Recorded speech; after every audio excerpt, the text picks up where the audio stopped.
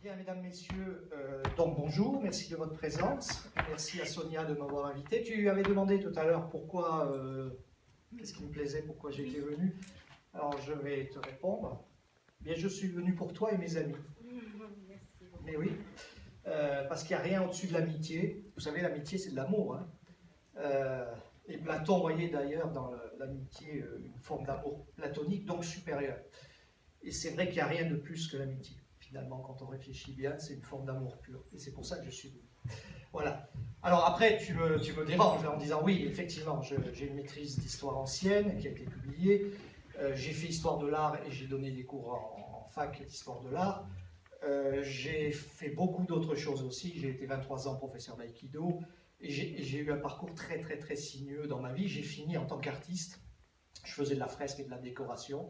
J'ai fréquenté pas mal de gens, notamment des physiciens, ce qui m'a toujours intéressé, et c'est en lien d'ailleurs avec mon intérêt pour les ovnis. Alors je ne vais peut-être pas vous dire depuis combien de temps, parce que ça me vieillirait inconsidérablement. Mais bon, ça fait pas mal de décennies que je m'occupe de ça, que ça m'intéresse. Depuis l'enfance, ça m'a toujours intéressé. Et je me suis intéressé très vite aux cas que l'on appelait à l'époque, que j'appelle toujours familièrement, les apparitions d'humanoïdes. Alors pourquoi s'intéresser à ces cas dont l'appellation technique c'est RR3, hein, rencontre rapprochée du troisième type. C'est une classification de l'astronome Hynek. Il avait dit, bon, on s'aperçoit en regardant les témoignages à la fin des années 60.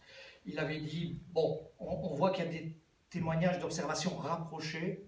Donc il avait dit, si vous voyez un engin évoluer en l'air à moins de 150 mètres, c'est une rencontre rapprochée du premier type. S'il se pose au sol avec ou sans trace, c'est du deuxième type. Et si vous voyez des entités dedans ou autour, c'est du troisième type. D'où le film célèbre de Spielberg. C'est connu pour ça. Il n'a pas parlé à l'époque de RR4 parce qu'on n'en parlait pas, hein, tout simplement. Donc je me suis intéressé au RR3, donc aux apparitions d'humanoïdes, depuis le départ. Pourquoi?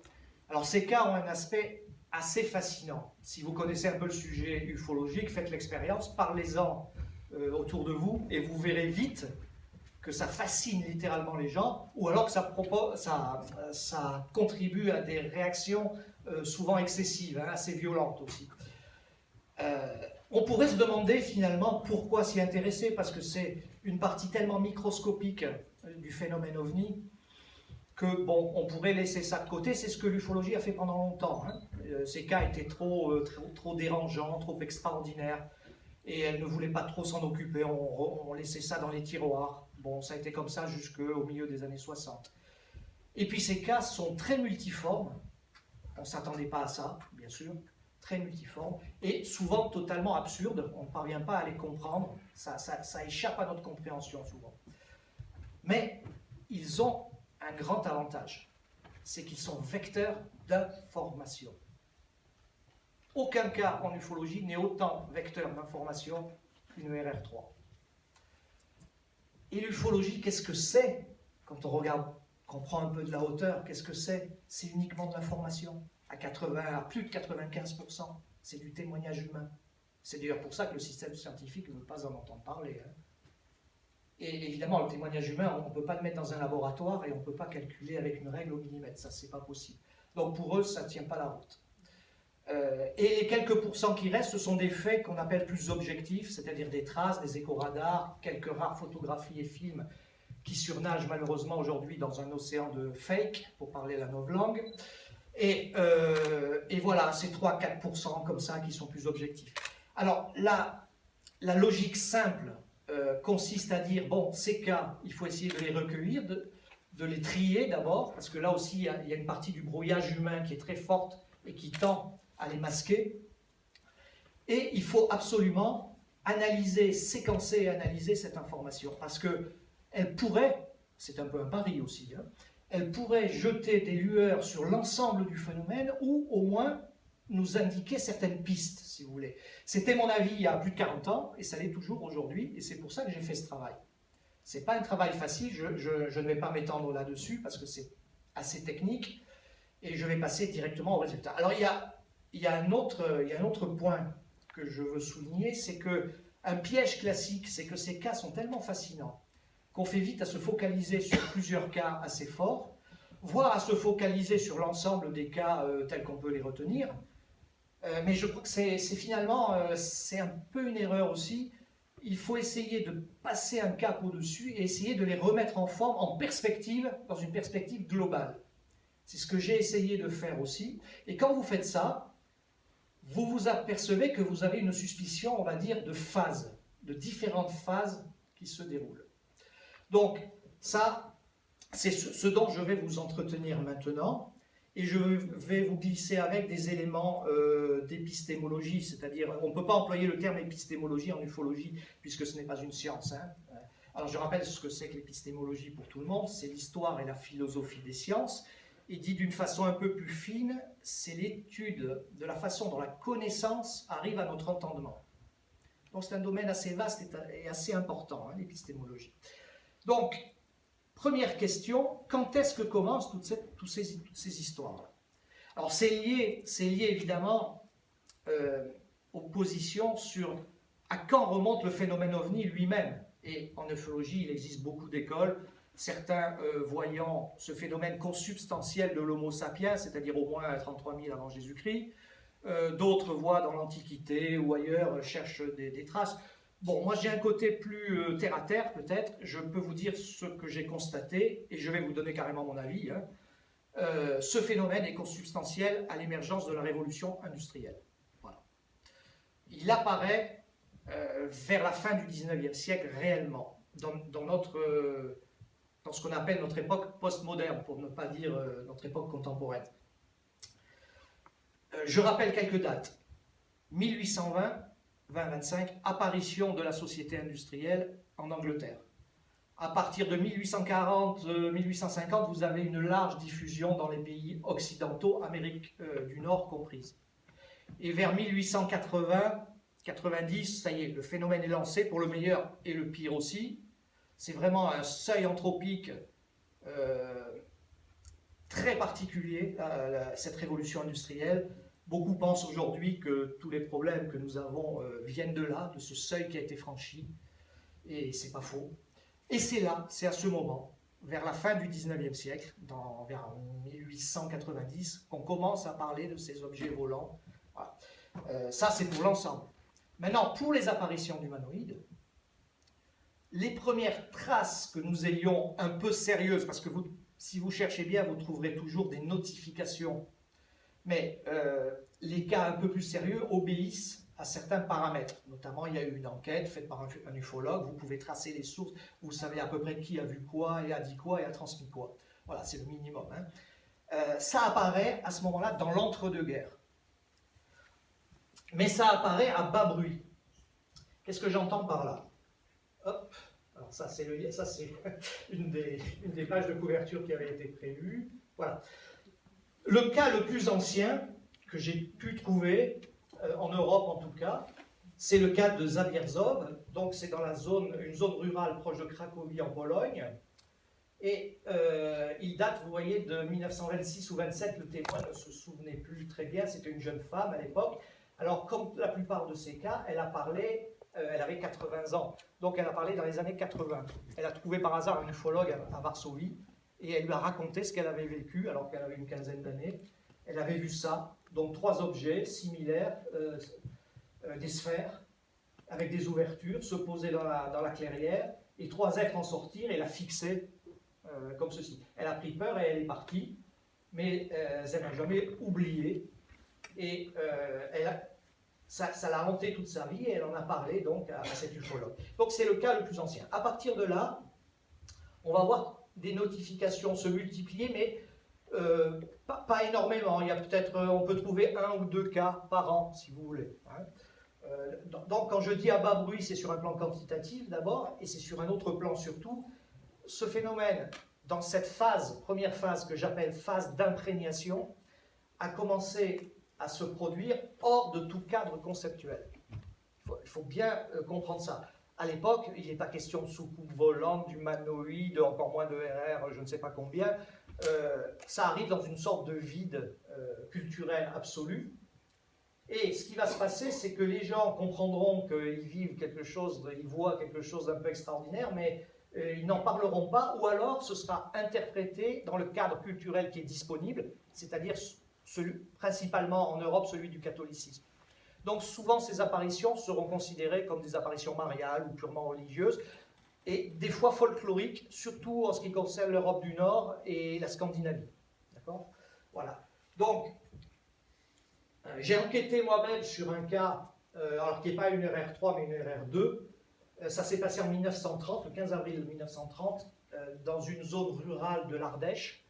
Et j'ai eu de la chance parce que j'ai fait l'enquête sur place, le témoin a été décédé, mais j'avais un témoignage audio de lui, j'étais avec sa petite fille, qui connaissait bien l'affaire, j'avais une lettre de lui où il expliquait. Donc c'est un jeune qui est sorti très tôt le matin vers 6 heures de sa ferme et qui s'est trouvé face à ça, ce qu'on pourrait appeler une sorte d'obus ou une sorte de fusée, si vous voulez, sauf que ça faisait 12 mètres de haut, d'après lui à peu près. 12 mètres de haut, pour donner une idée, ça représente à peu près un immeuble de 4 étages, donc c'était pas rien quand même. Hein. Et l'intérêt là, c'est que depuis presque 90 ans, la zone n'a pas changé. Donc j'ai fait la photo exactement appuyée à la sortie de la ferme, là où il était, et là où j'ai dessiné par Photoshop cet objet, eh bien c'est exactement là où il était. Cet objet est resté quelques minutes, il a laissé une trace au sol en partant, au bout d'un moment il s'est envolé en silence, assez lentement. Le témoin était fasciné, il se protégeait les yeux à cause de l'extraordinaire luminosité du haut, et il est rentré, son père lui a mis une baffe, parce qu'il devait donner à manger aux bêtes, il ne l'avait pas fait. Il lui a dit, qu'est-ce que tu as fait dehors pendant tout ce temps-là? Or, pour lui, ça a duré 3-4 minutes, cette histoire, pas plus. Il faut savoir qu'il y a eu un deuxième témoin à 150 mètres derrière la rivière, parce qu'il y a une rivière qui passe juste derrière, qui a vu ça, qui est venu à midi s'enquérir de ce que c'était cette histoire de luminosité et tout. Et surtout, cet objet a laissé des traces énormes de 6 mètres de diamètre, donc il avait une embase de 6 mètres, dans l'herbe, et ce n'est que la nuit suivante que les herbes se sont relevées. Donc, ce premier cas, j'ai fait des calculs, bon je vais vous passer dessus, avec le lever du soleil, il semble qu'il manque une demi-heure. Donc, ça va me permettre de prendre un biais pour vous expliquer ça. Entre les chercheurs, il y a beaucoup de chercheurs qui s'occupent de ça et qui sont totalement anonymes. Donc, il y a une circulation underground, si vous voulez, souterraine. Il y a un débat, parmi de nombreux débats, il y a une question. Est-ce que tout était là, ce qu'on connaît aujourd'hui, est-ce que tout était là déjà du départ? Et dans ce cas, ça signifie que notre regard, nos yeux se sont dessillés progressivement avec le temps et l'accumulation des cas et de l'information qui était portée. Très bien. Ou est-ce que le phénomène a injecté de la complexité? Ce qui est très important aussi, parce que s'il a injecté de la complexité au fur et à mesure, ça veut dire qu'il y a peut-être une idée préprogrammée derrière. Donc, l'avis presque unanime des chercheurs, c'est que tout était là au début. Donc, hors de tout cadre conceptuel, il y a des choses qu'on n'a pas vues. Ce qui est vrai, quand on regarde ces cas, et qu'on regarde sur une quinzaine de cas, disons, on s'aperçoit de choses auxquelles on n'avait pas fait attention au départ. Donc, il y a une part de vérité là-dedans. Alors, je partage cette opinion, mais je fais remarquer aussi qu'on a aussi la preuve que, notamment dans les années 80-90, le phénomène a injecté de la complexité. Donc, d'ailleurs, les deux options ne sont pas contradictoires. Hein. On peut parfaitement considérer les deux. Donc, c'est dans ces années-là que quelques cas apparaissent comme ça. C'est l'occasion aussi pour moi de vous dire une chose importante. On le sait par un biais statistique et d'autres biais plus empiriques, à peu près 1 cas sur 10, voire sur 12, parviennent à notre connaissance.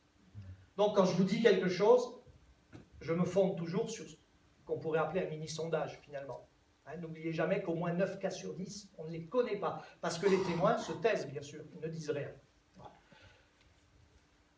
Alors, avant d'en arriver là, donc je vous ai dit, dans les années 30, on va trouver quelques cas. Il y en a eu un dans mon département, dans les Alpes-Maritimes. Alors ça, c'est un cas qui s'est déroulé en 31, une voiture roulant près de Cannes, et ils étaient 4 dedans, et ils ont vu la Vierge Marie. Mais alors, c'était une drôle de Vierge Marie. Hein. C'était un nuage gris, pas circulaire, ovoïde, avec des bords lisses, nettes, qui est apparu, qui a fait un point fixe, et il y a un personnage en combinaison blanche avec un voile devant qui est sorti. Donc les gens, ça illustre bien, les gens, on a vu la Vierge Marie. Mais quand même un doute là, hein. Ça ressemble plus à une RR3 qu'à une Vierge Marie. Bon. Et des cas comme ça, on en trouve régulièrement, pas en grand nombre.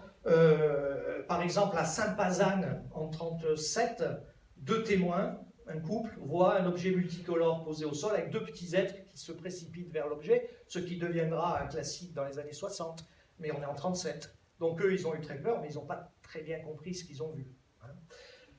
Alors, ça, cette phase d'imprégnation à bas bruit, il semble qu'elle se termine, qu'elle arrive vers sa fin pendant la Seconde Guerre mondiale. C'est à ce moment-là que commence à se coaguler un certain nombre de cas. D'abord, ils sont plus nombreux et plus concentrés dans le temps, et ils arrivent en pleine Europe, en pleine zone occupée, Italie, France et Pologne, à partir de 1943. Le cas que vous voyez ici, c'est le cas de Monte Crestese, et dans le Piémont. On a la date exacte, ce n'est pas toujours évident pour ces années-là, pour des raisons, comment dire, c'est en fait la mère des 2 enfants a couché ce jour-là, c'est comme ça qu'ils ont retenu. Bon.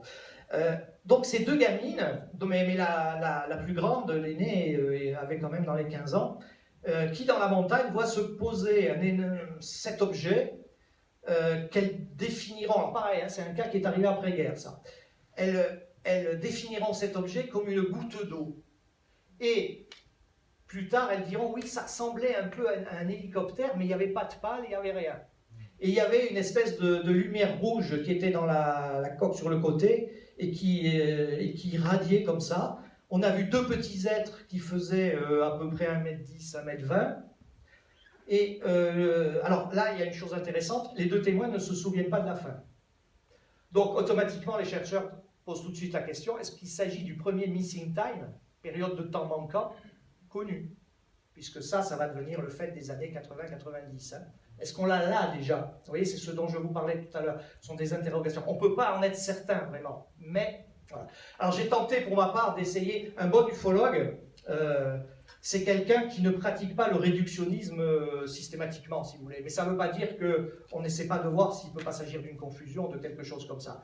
Vu ce qui a été décrit, j'ai pensé au départ, il y avait une seule source de confusion possible. Les Allemands, pendant la guerre, avaient inventé ce qu'on appelle l'ancêtre de l'hélicoptère, le Flettner Colibri. Ils l'ont produit à 28 exemplaires, je crois.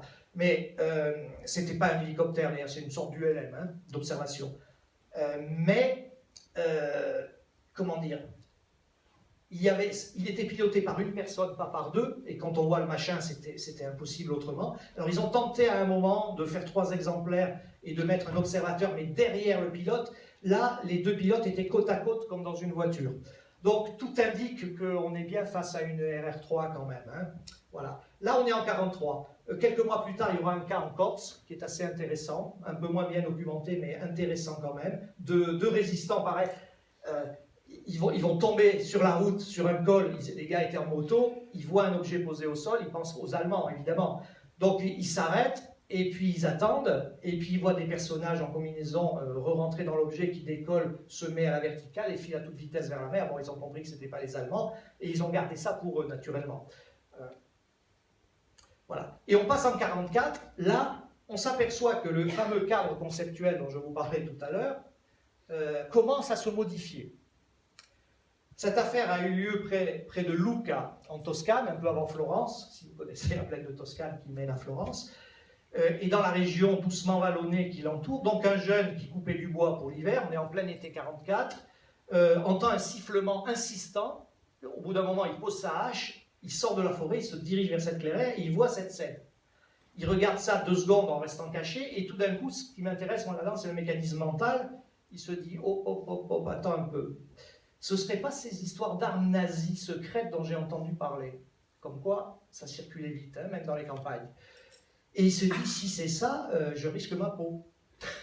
Donc il fait tout doucement marche arrière et il s'en va. Il retourne couper son bois jusqu'à ce que le bruit, qui était une espèce de sifflement, s'arrête. Et il n'est jamais retourné dans la clairière. Donc on ne sait pas s'il y avait des traces ou pas. Et il a révélé, pareil, son témoignage bien après la guerre. Voilà, ça a exactement à peu près, oui, c'est le même mois, donc à Nowiny, en Pologne de l'Est. Là, c'est 5 témoins, un peu plus sérieux, qui voient cet objet assez imposant posé au sol, avec un certain nombre d'êtres autour, il y en avait 8, qui leur font des signes. de s'approcher, et même il désigne l'intérieur, comme pour rentrer. Et il y a deux courageux qui y vont. Et à un moment, un des êtres, celui que vous voyez à droite, là, au milieu, fait un signe, et les deux se retrouvent paralysés, tombent par terre, quasiment inconscients. Donc toute l'équipe se replie en vitesse, et l'objet décolle. Pareil, ce cas sera connu. Alors les gens n'ont pas compris, est-ce que c'était encore une fois une arme secrète nazie, etc.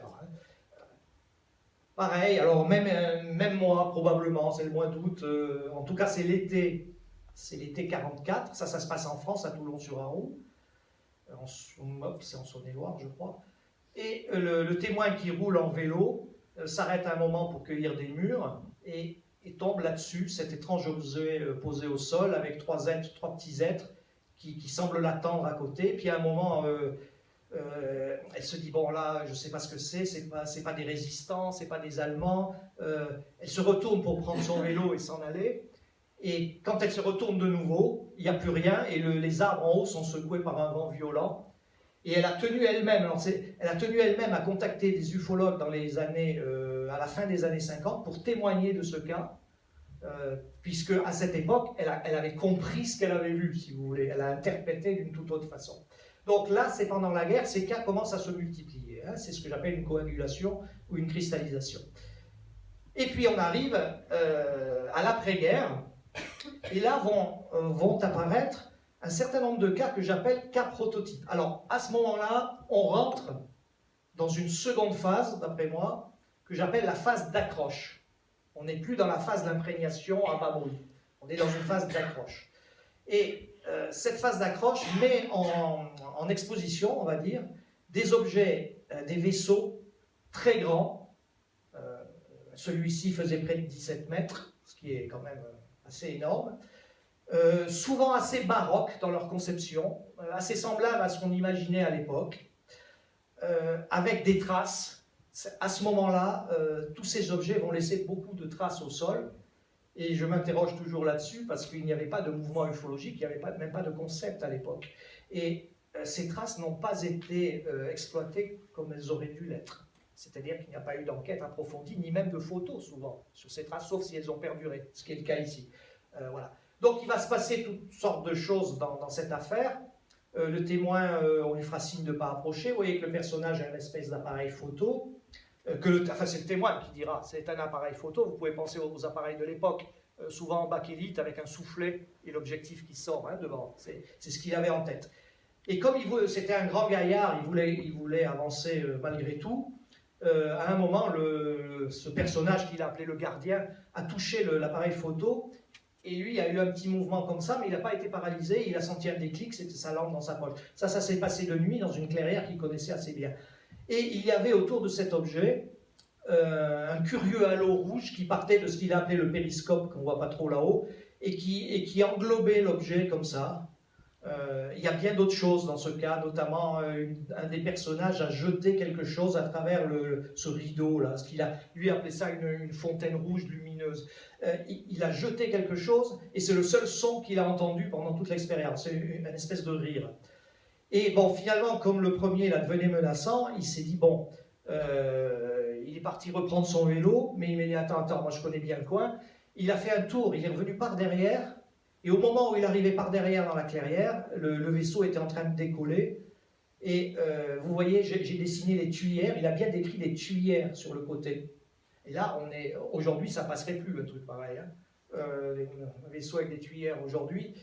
Mais là, on est dans le cadre de ce qu'on peut voir à l'époque. Et apparemment, d'après ce qu'il a compris, les deux êtres en haut étaient en train de réparer un hublot. Donc, on est là apparaît un prétexte. On n'est plus simplement dans l'objet posé au sol et qui décolle. Il y a en plus un prétexte, qui est le prétexte de la panne, qui va être assez récurrent au tout début. Donc, ces cas sont des cas prototypes, parce que les vaisseaux sont gros, ils laissent des traces, il y a certains éléments qui apparaissent dans le récit qu'on va voir se développer, qui vont connaître une riche descendance.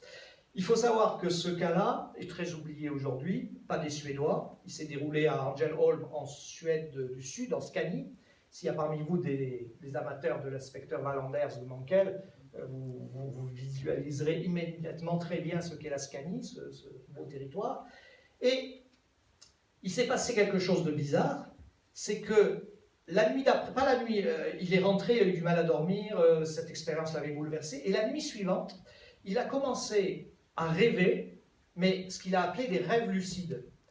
Et il est rentré en contact avec l'équipage, avec le chef de l'équipage. Donc par la suite, il y a des ufologues qui ont dit oui, oui, mais ce cas-là est un cas de contacté. Non, parce qu'il n'y a jamais eu de dialogue à proprement parler entre lui et ça ne s'est pas réédité par la suite. C'est la seule expérience qu'il ait faite dans toute sa vie. Elle a orienté toute sa vie, cette expérience, c'est sûr, parce qu'il est devenu quelque chose après. Les Suédois le surnommaient le roi du pollen. Il a fait fortune dans les herbes, dans les plantes médicinales, mais qui mélangeait toujours au pollen qui tirait des abeilles. Bon. Mais toute sa vie, il a fait ses rêves lucides, qui lui apportaient des renseignements.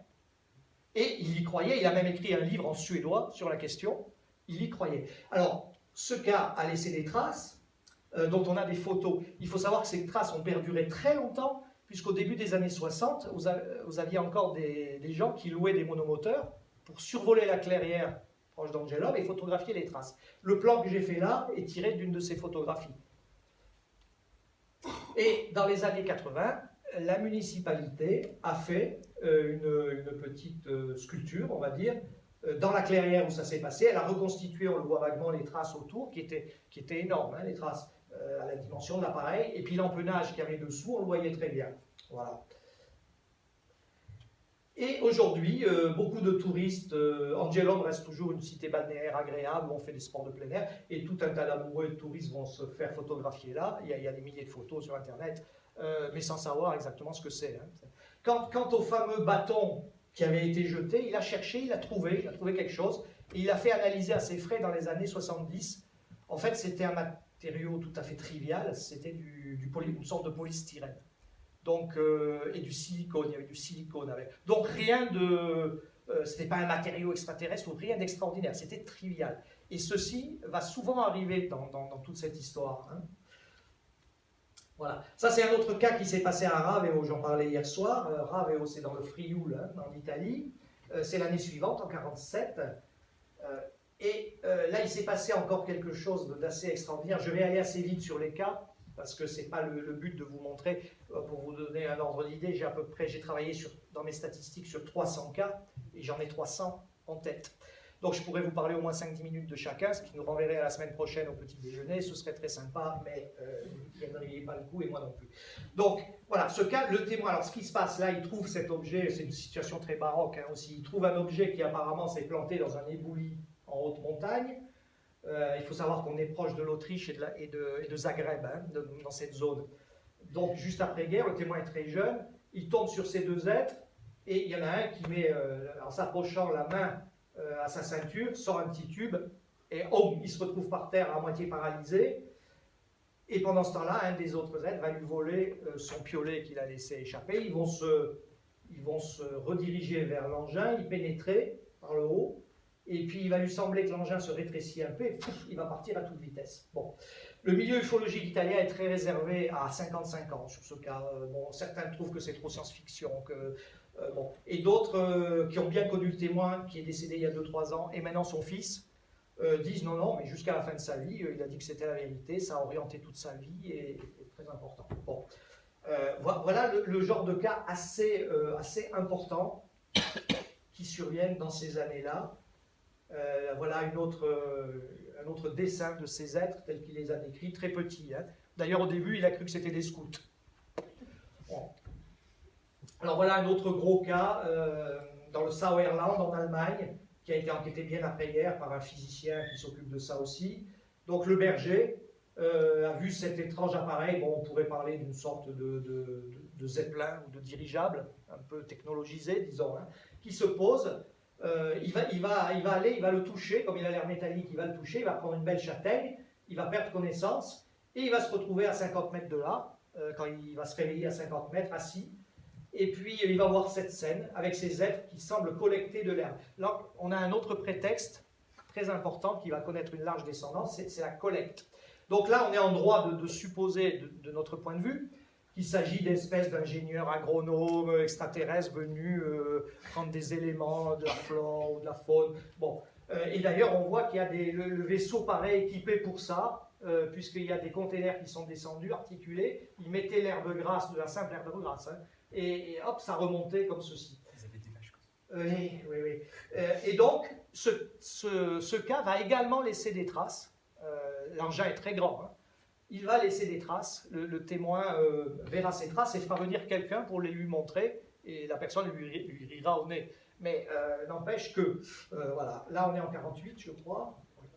Alors ça, c'est un énorme cas italien qui s'est déroulé en avril 1950, c'est le cas d'Abbiate Guazzone, où on a une réplique d'Angel Hall, finalement. Vous voyez que la forme est très différente. Là, on a une espèce d'œuf gigantesque qui est placé verticalement, qui est assez baroque quand même aussi. Et on est dans le prétexte de la panne. Parce que regardez, il y a une espèce de personnage qui soude, on dirait qu'il soude sur l'engin, et avec une espèce d'élévateur. Et donc le témoin, qui est un ouvrier, hein, va tomber là-dessus. Et pareil, il y a une espèce de gardien qui a le même appareil photo, entre guillemets. Et le témoin, il avance tranquille, il se dit, tiens, ça doit être un appareil de l'OTAN américain. Donc on n'est plus dans les nazis, hein, évidemment, en 1950. Et il s'approche et il leur demande en italien, je suis ouvrier, est-ce que vous avez besoin d'un coup de main? Et un des personnages déclenche l'appareil, et là le témoin a dit, j'ai été littéralement coupé en deux par ce truc, je suis tombé par terre, il y avait une pierre, j'ai tapé de la tête, je me suis mis à saigner, j'ai quand même pu me rasseoir, et j'ai vu les gens la rembarquer, mais à toute vitesse, et l'appareil décoller. Il avait plu un peu avant, l'engin a laissé de très importantes traces dans le sol, et le soudeur qui soudait là, il y avait comme quand vous soudez à l'arc, vous savez, il y avait des résidus qui descendaient. Ces résidus ont été récupérés, ils ont été analysés par 2 fois.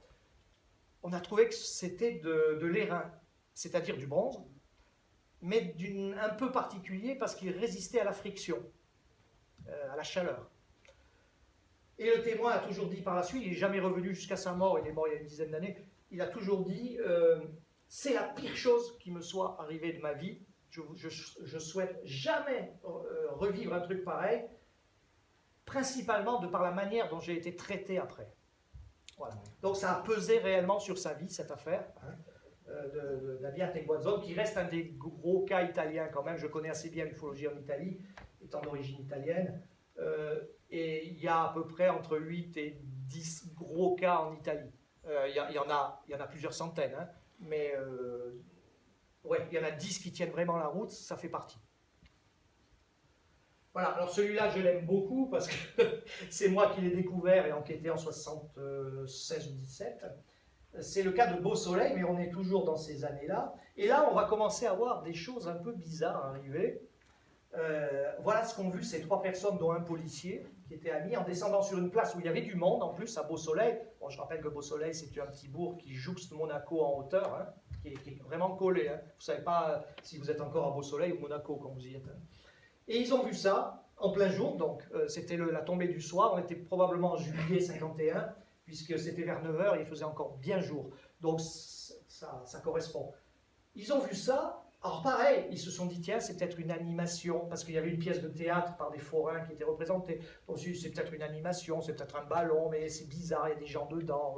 Ils se sont approchés, et bon, ils ont vu qu'il y avait quelque chose qui tournait pas rond, évidemment. Et l'appareil était, vous voyez, c'est une sorte d'œuf, qui devait faire à peu près 3 mètres d'envergure, entièrement transparent, sans aucun système de propulsion visible, donc une absurdité de notre point de vue total. Et ils ont vu 2 êtres, ils ont surtout bien vu le premier, parce qu'ils étaient assis côte à côte comme dans une voiture. Et au moment où ils ont compris qu'il y a quelque chose qui n'allait pas, et qu'ils ont commencé à hurler pour appeler les gens qui tournaient le dos, l'objet est parti à toute vitesse, en silence quasiment, il a disparu derrière la maison, et il est parti à toute vitesse. Donc ils se sont fait insulter. Et les 3 amis, là, se réunissaient toujours les week-ends, et ils déjeunaient ensemble, etc. Et la dame, alors, la femme, l'épouse, celle qui est au milieu, là, c'est elle que j'ai enquêté. Les 2 autres étaient décédés en 76. Et elle m'a dit, mais toute notre vie, on s'est demandé ce qu'on avait vu. Quoi. On en parlait tous les week-ends et on n'a jamais compris. C'est incompréhensible. Et même le cas en ufologie a suscité un peu quelques problèmes. Parce que là, il commence à y avoir des choses sur le plan symbolique qui sont un peu bizarres. Vous savez, l'œuf transparent ou la sphère transparente, c'est des choses qui ont un lourd passé, je dirais, dans notre tradition et dans toutes les traditions du monde. Vous regardez par exemple Jérôme Bosch dans son triptyque qui est au Prado, vous verrez des choses comme ça. Et Henri Dontenville, par exemple, qui était le grand spécialiste de la France mythologique et folklorique, avait consacré, je crois, 45 pages à la symbolique de l'œuf transparent. Donc, on est dans des choses où on commence un peu à s'interroger, pas à l'époque, puisque le bon article dans Lumière dans la nuit a dû paraître en 77 sur ce cas. Et évidemment, il a fait un peu de bruit parce que ça ne correspondait pas du tout, enfin, ou pas trop, aux théories qui étaient en mouvement à cette époque et qui le sont encore aujourd'hui. Donc, c'est un cas très, très étrange, Beau Soleil. Voilà, un autre cas qui s'est déroulé en Italie, je vais passer assez vite dessus. Alors, il s'est déroulé l'année 54, celui-là. Alors, c'est pareil, hein, le témoin a décrit une sorte d'hélicoptère sans pale, donc un objet ovoïde avec deux ailes qui ressemblaient à ça, et cette espèce de trépied un petit peu articulé, un peu bizarre. Bon, là, le témoin était seul, hein, évidemment. Hein, voilà. Et on arrive à 54. Alors, dans la phase d'accroche, 54, je pense que c'est le point culminant de la phase d'accroche. Il faut savoir que les RR3 ne se produisent pas spécialement sous forme de vagues. On est là dans un cas un peu exceptionnel. Généralement, on verra après qu'elles constellent l'arrière-plan ufologique. Les cas apparaissent comme ça, et puis ils viennent à notre attention, à notre connaissance, soit quelques jours après, soit des années après, etc. Hein. Mais pas sous forme de vagues. Il y a de grandes vagues, c'est arrivé en ufologie, on en connaît quelques-unes. Il y a rarement eu de cas de RR3 dans les grandes vagues. C'est assez rare. Il y en a peut-être eu la vallée d'Hudson, par exemple, pour ceux qui connaissent, qui a duré sur plusieurs années. Je crois qu'il y a eu un cas de recensé, alors qu'il y a eu des centaines et des centaines d'apparitions de ces objets de toute taille dans la vallée d'Hudson. Alors, 54, c'est une exception qui confirme la règle, c'est une vague énorme, tellement énorme d'ailleurs qu'on en parle encore aujourd'hui. On a noté actuellement, on est à 90 notifications de cas sur l'espace de l'année 54 et notamment de l'automne 54 en France. Il faut savoir que la France a été particulièrement affectée, mais le phénomène était d'une puissance telle qu'il a débordé largement la France. On trouve des cas à la même époque en Afrique du Nord et on en trouve également en Italie. Il y a une vingtaine de cas en Italie exactement à la même époque. Et on en trouve un peu partout. Bon. Voilà. Donc c'est un petit peu le feu d'artifice, je dirais, de la phase d'accroche. Ça, c'est un cas qui s'est déroulé à Chabeuil dans la Drôme. C'est un des cas les plus sérieux. Il y a un certain nombre de cas forts hein, dans la vague de 54. Parce que cette femme qui a vu le sommet, elle a vu le dôme dans du maïs de cet objet, a vu ce tout petit être arriver vers elle, elle a hurlé, le petit être a fait demi-tour, et son mari qui était à côté, là j'ai dessiné des pierres, mais c'était le cimetière du village en fait, hein, est arrivé tout de suite, et il a entendu l'objet partir qui faisait un espèce de bourdonnement, et je crois que quelqu'un d'autre l'a vu également en l'air cet objet. Donc cette femme n'est jamais revenue sur son témoignage, elle a été très très choquée par ce qu'elle a vu. Il y a d'autres aspects connexes dedans qui sont intéressants, mais je vais passer dessus pour des raisons de temps. Donc un des gros cas de la vague de 54, hein, Chabeuil quand même, et l'objet a laissé des traces. Alors j'aurais voulu mettre la photo, mais le journal, c'était une feuille de chou locale, hein, qui est venu le lendemain à photographier, mais la photo est tellement épouvantable que ça aurait servi à rien que je la mette dans le livre. Hein. On ne voit pas grand-chose, mais il y a quand même eu pas mal, il y avait un beau cercle dans le champ de maïs, et il y avait un arbre aussi dont les branches ont été cassées. Alors voilà, je vous parlais, 54, et bien là on est à Tripoli en Libye, un objet qui se pose, un objet très bizarre aussi, j'ai toujours dit qu'il évoquait pour moi l'isette. Je ne sais pas si certains d'entre vous ont entendu parler d'une isette, hein, s'ils savent ce que c'est en 50, dans les années 50, les Italiens avaient mis au point ce tricycle, et c'était la voiture du futur. Mais elle était vraiment magnifique, hein, elle était extraordinaire. Je crois qu'aujourd'hui, on pourrait refaire une isette électrique, par exemple, ce serait... Voilà. Et cet objet tricycle, il a un peu la forme d'une isette, c'est vrai, et les personnages dedans, en fait, ne vont pas trop considérer le témoin, ils semblent très occupés sur des tableaux de bord. Le témoin va toucher l'objet, il prendra une décharge, il va se reculer, et un être lui fera juste... « t'approche pas ». Jacques Vallée ce cas a beaucoup intéressé Jacques Vallée, qui voit une forme d'holographe, parce qu'évidemment, on est un peu dans un effet vitrine, hein, quand même, ici, mais l'appareil laissera des traces, hein, dans le champ qui seront photographiées, des traces de pneus, hein, tout simplement. Donc encore un cas très très bizarre. Vous voyez, ces cas sont toujours un peu à la marge, hein, aussi. On réfléchit beaucoup là-dessus, on suppute beaucoup de choses. Alors là, on arrive toujours en 54, je vous en montre deux, trois, hein, pas plus, à un cas qui est un cas lourd, très lourd italien, c'est le fameux cas Rosalotti, le 1er novembre 54, donc alors c'est en Toscane, mais en vérité c'est en Ombrie. Juridiquement c'est en Toscane, mais en fait dans la région on est en Ombrie.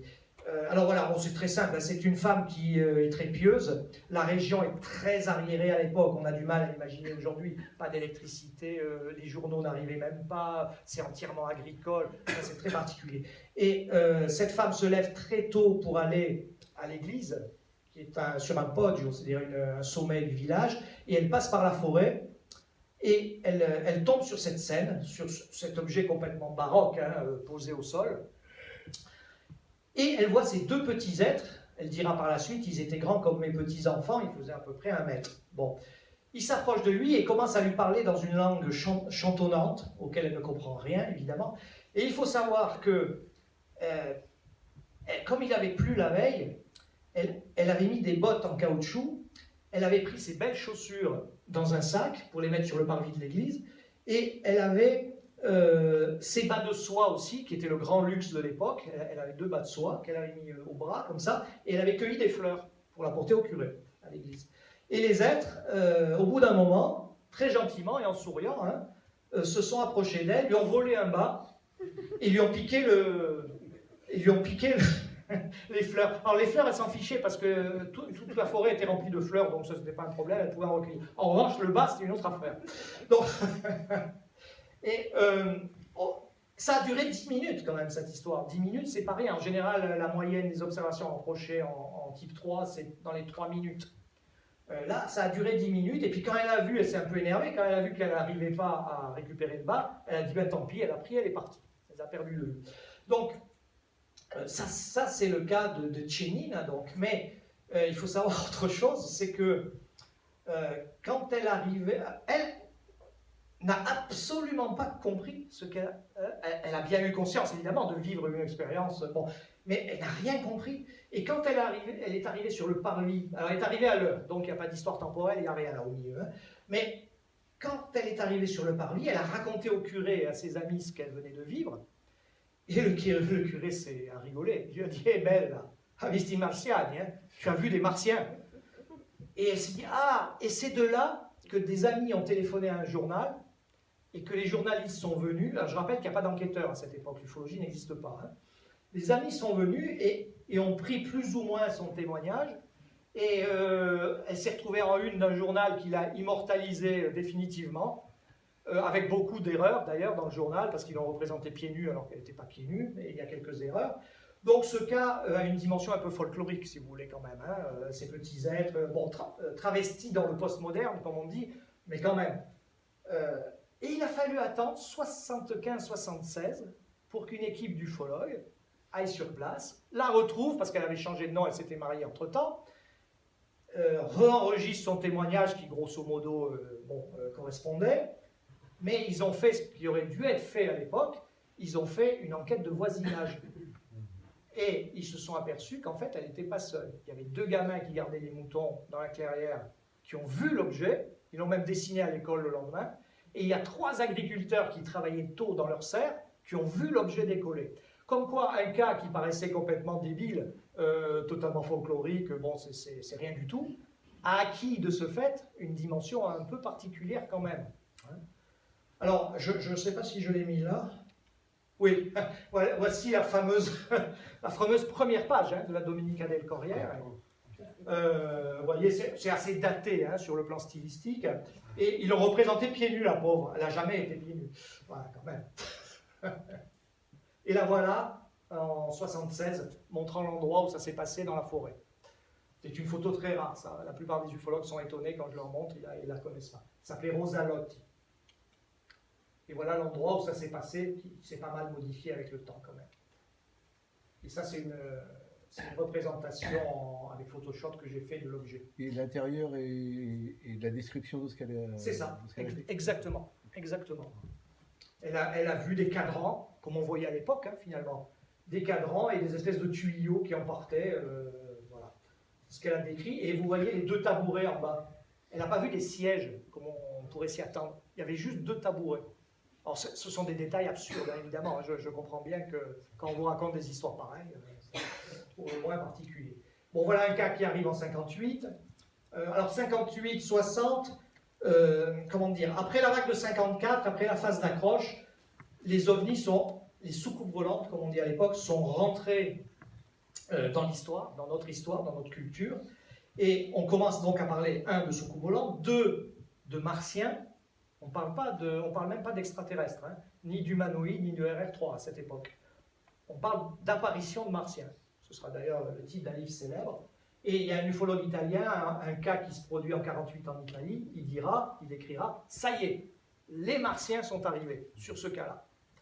Avant, on n'est pas sûr. Là, oui, les martiens sont arrivés.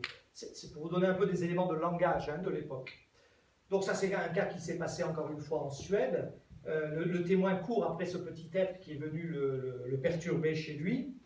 Et le petit être court à une vitesse extraordinaire. Il va monter dans cet objet qui est très grand. Hein. Il va monter à une vitesse encore plus extraordinaire par l'échelle, tandis que le témoin se retrouvera paralysé dans le champ et que l'objet laissera des traces au départ. C'est encore l'époque où on a de gros cas, mais on est sur la fin de la phase d'accroche. On le voit, certaines modifications du phénomène. Les vaisseaux qui se posent deviennent un peu plus petits. Et c'est également l'époque, disons 1960, où l'équilibre relatif qui existait entre les manifestations diurnes et nocturnes commence à basculer du côté du nocturne. C'est le moment où l'OVNI devient de la nuit, si vous voulez. Il y a encore aujourd'hui des cas en plein jour, mais très peu. L'OVNI a cessé de basculer dans la nuit.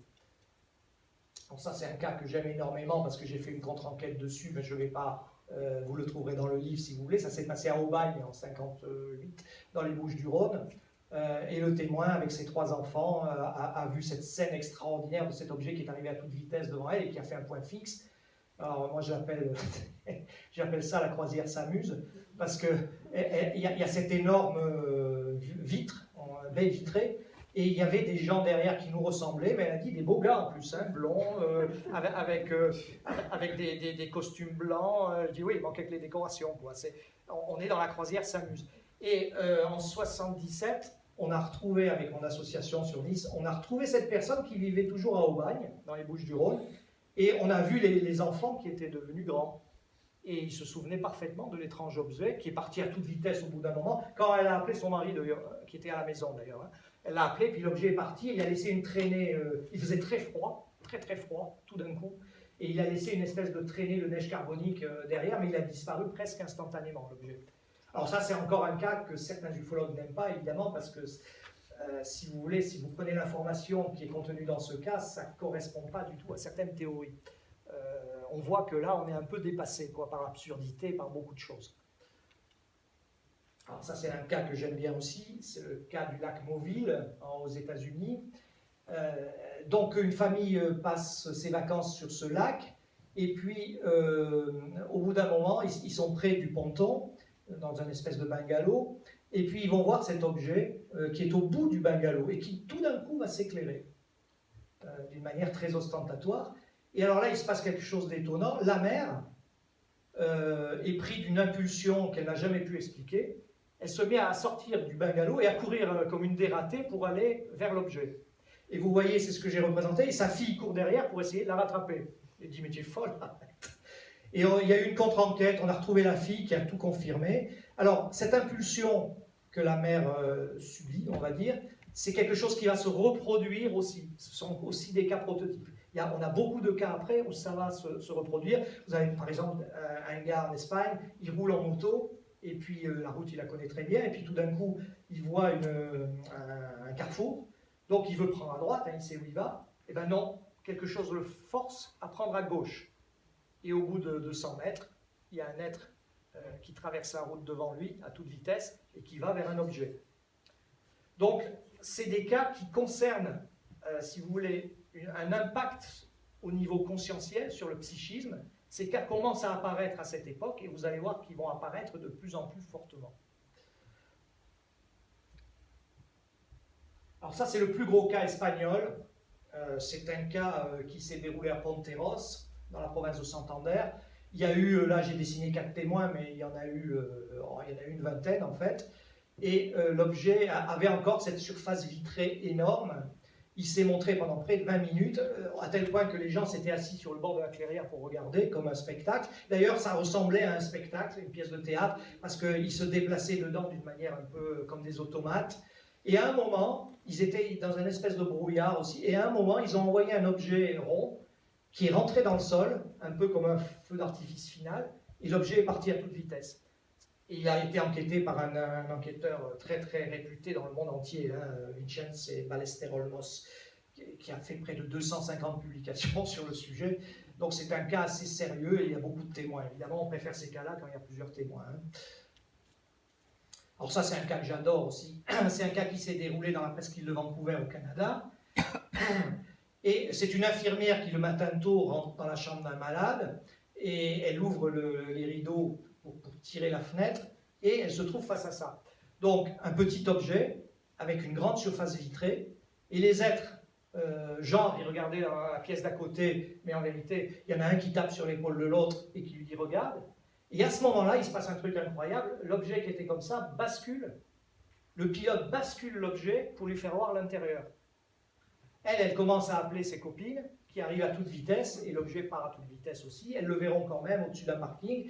Il faut savoir qu'un jour avant, cet objet avait été aussi vu dans la rade près de Vancouver, où il avait failli heurter un bateau. Donc en fait, il s'est manifesté pendant plusieurs jours, c'est une action un peu de renforcement, sur le... Alors c'est un cas très mignon, moi j'appelle ça un cas mignon, hein. C'est adorable un truc pareil, mais il y en aura souvent plein hein, de cas comme ça. Ah, alors ça c'est un cas qui a fait beaucoup parler de lui dans les années 70, Lob et Gigi notamment l'ont dessiné dans leur fameuse BD, c'est le cas d'Im Jarvi donc, en Finlande. Alors là c'est 2 skieurs qui arrivent, se trouvent face à cet objet qui bat, hein, c'est une erreur dans la neige, et alors il faut bien comprendre les choses, on est là face à ce qui est censé être un sommet de la technologie quand même, et tout d'un coup il y a un rayon qui part, et il y a ce petit être, je l'ai mal dessiné, il est trop grand, en vérité il était assez petit, hein, il faisait dans les 80 cm, et il y a ce petit être qui descend, vous voyez qu'il a toujours l'espèce de boîtier là, qui ressemble un peu à un appareil photo, ça se retrouve, vous retrouvez ça dans des cas. Vous avez beaucoup d'éléments qui appartiennent à un cas que vous retrouvez dans l'autre. Et d'ailleurs, je dis toujours, quand on vient me demander pour les RR3, je dis, regardez, vous avez un bon cas, sérieux, solide, regardez 10 ans avant, 10 ans après. Vous balayez. Et vous serez étonné, vous trouverez d'autres choses. Donc, cet être est immobile, et à un moment, il y a une sorte de flash qui part de l'appareil, et il s'éteint sur place. Tout s'éteint sur place, un peu comme un hologramme. Sauf que ce que cet être représente, c'est typique des représentations de lutins et donc du folklore dans les pays nordiques, et notamment en Scandinavie. Donc c'est encore un cas qui va poser problème dans le milieu ufologique. Là, on est au tournant des années 70, et on va rentrer dans une 3e phase. C'est bien de l'amorcer comme ça. La 3e phase, on peut l'appeler une phase de renforcement. Les années 70-80 en ufologie, c'est ce qu'on appelle, beaucoup d'ufologues appellent ça l'âge d'or, parce que là, on va assister à une véritable explosion des RR3. Pour vous donner un ordre d'idée qui va vous permettre de bien comprendre les choses, l'année 76, plus de 600 cas de notification de cas au niveau mondial. Aujourd'hui, on est péniblement à 130, et quand vous regardez dans le détail, vous avez envie de pleurer, hein, je vous le dis. Mais à l'époque, non. Donc on va rentrer dans une phase d'effervescence extraordinaire, que j'appelle phase de renforcement, phase 3, et c'est là que ça devient intéressant. Beaucoup de choses vont commencer à arriver. Donc vous pouvez comprendre que si vous avez 600 cas par an et qu'il y en a au moins 100 qui vous arrivent, bien enquêtés par des enquêteurs, ça porte de l'information. Et cette information va amener des choses extrêmement déstabilisantes pour le milieu. On va parler, vont revenir des cas de plus en plus où des témoins ont vu des appareils apparaître et disparaître sur place, ce qui commence à être un peu embêtant par rapport au schéma standard. Hein, comme l'avait dit si justement Einstein pour l'épistémologie, on ne peut observer que ce que la théorie nous permet d'observer. Parler de la physique, mais en réalité c'est valable pour tout, y compris pour nous personnellement d'ailleurs. Et évidemment, ça cadrait mal. Il faut comprendre le contexte mental. Au début des années 70, tout le monde pense que ce sont des extraterrestres qui viennent nous voir pour des raisons qui les regardent. Les RR3, c'est le sommet du phénomène. Et puis, alors évidemment, ils ont une physique un peu avancée par rapport à nous. C'est sûr, ils sont là, on n'y est pas. Donc, mais ça reste dans un cadre admissible, disons. On parle de tolets-boulons, c'est des appareils un peu comme les nôtres. Ils bénéficient d'une technologie plus avancée, d'accord, mais on peut y arriver un jour, et puis voilà. Là, on commence à avoir des choses vraiment embêtantes. Quand un objet apparaît et disparaît sur place, ça devient embêtant. Quand vous avez des objets qui partent directement dans la Terre, vous avez des objets qui rentrent dans une montagne faite de granit. Tout ça commence à secouer. Vous avez surtout... vous avez des témoins, pas nombreux, mais qui verront en RR1, donc assez près, des objets faire du morphing devant eux, c'est-à-dire changer de forme sans arrêt devant le témoin. Aujourd'hui encore, comment vous interprétez un truc pareil? Voilà. Donc, vous voyez ces choses-là arriver, et puis surtout ce qui arrive, c'est qu'on s'aperçoit petit à petit par les cas qu'il y a une dimension conscientielle dans ce phénomène. Alors à l'époque, on n'avait pas les mots, et on a commencé à parler de mimétisme, et puis on a commencé ensuite à parler de lien psychique, faute de mieux. Et de fait, ça va apparaître de plus en plus, sauf que ce sera extrêmement difficile à cibler, parce que c'est très multiforme et toujours sous-jacent. On le perçoit, on le distingue, on le sent, mais, vous comprenez, s'il y a toujours les deux mêmes choses, les deux mêmes scénarios qui se produisent. Là, on arrive à cibler, on peut émettre des hypothèses, mais quand c'est très diffus comme ça, alors ceci va littéralement en fait faire exploser l'ufologie française à la fin des années 80. Le premier système ufologique au monde. Tout ce qu'on sait aujourd'hui de l'ufologie a été inventé par l'ufologie française dans cette période, quasiment. Toujours est-il que moi j'ai connu cette période. Au début des années 73-74, c'est là que ça commence à arriver. Il y a une étude qui vient d'ailleurs des États-Unis, Vallée y a participé, où on s'aperçoit que sur 800 cas de RR3, on découvre quelque chose d'inouï et que personne ne peut expliquer. Il y a une relation entre la profession ou l'activité du témoin, au moment où il aperçoit, et ce qu'il voit. Alors ça fait un coup de tonnerre dans le ciel serein.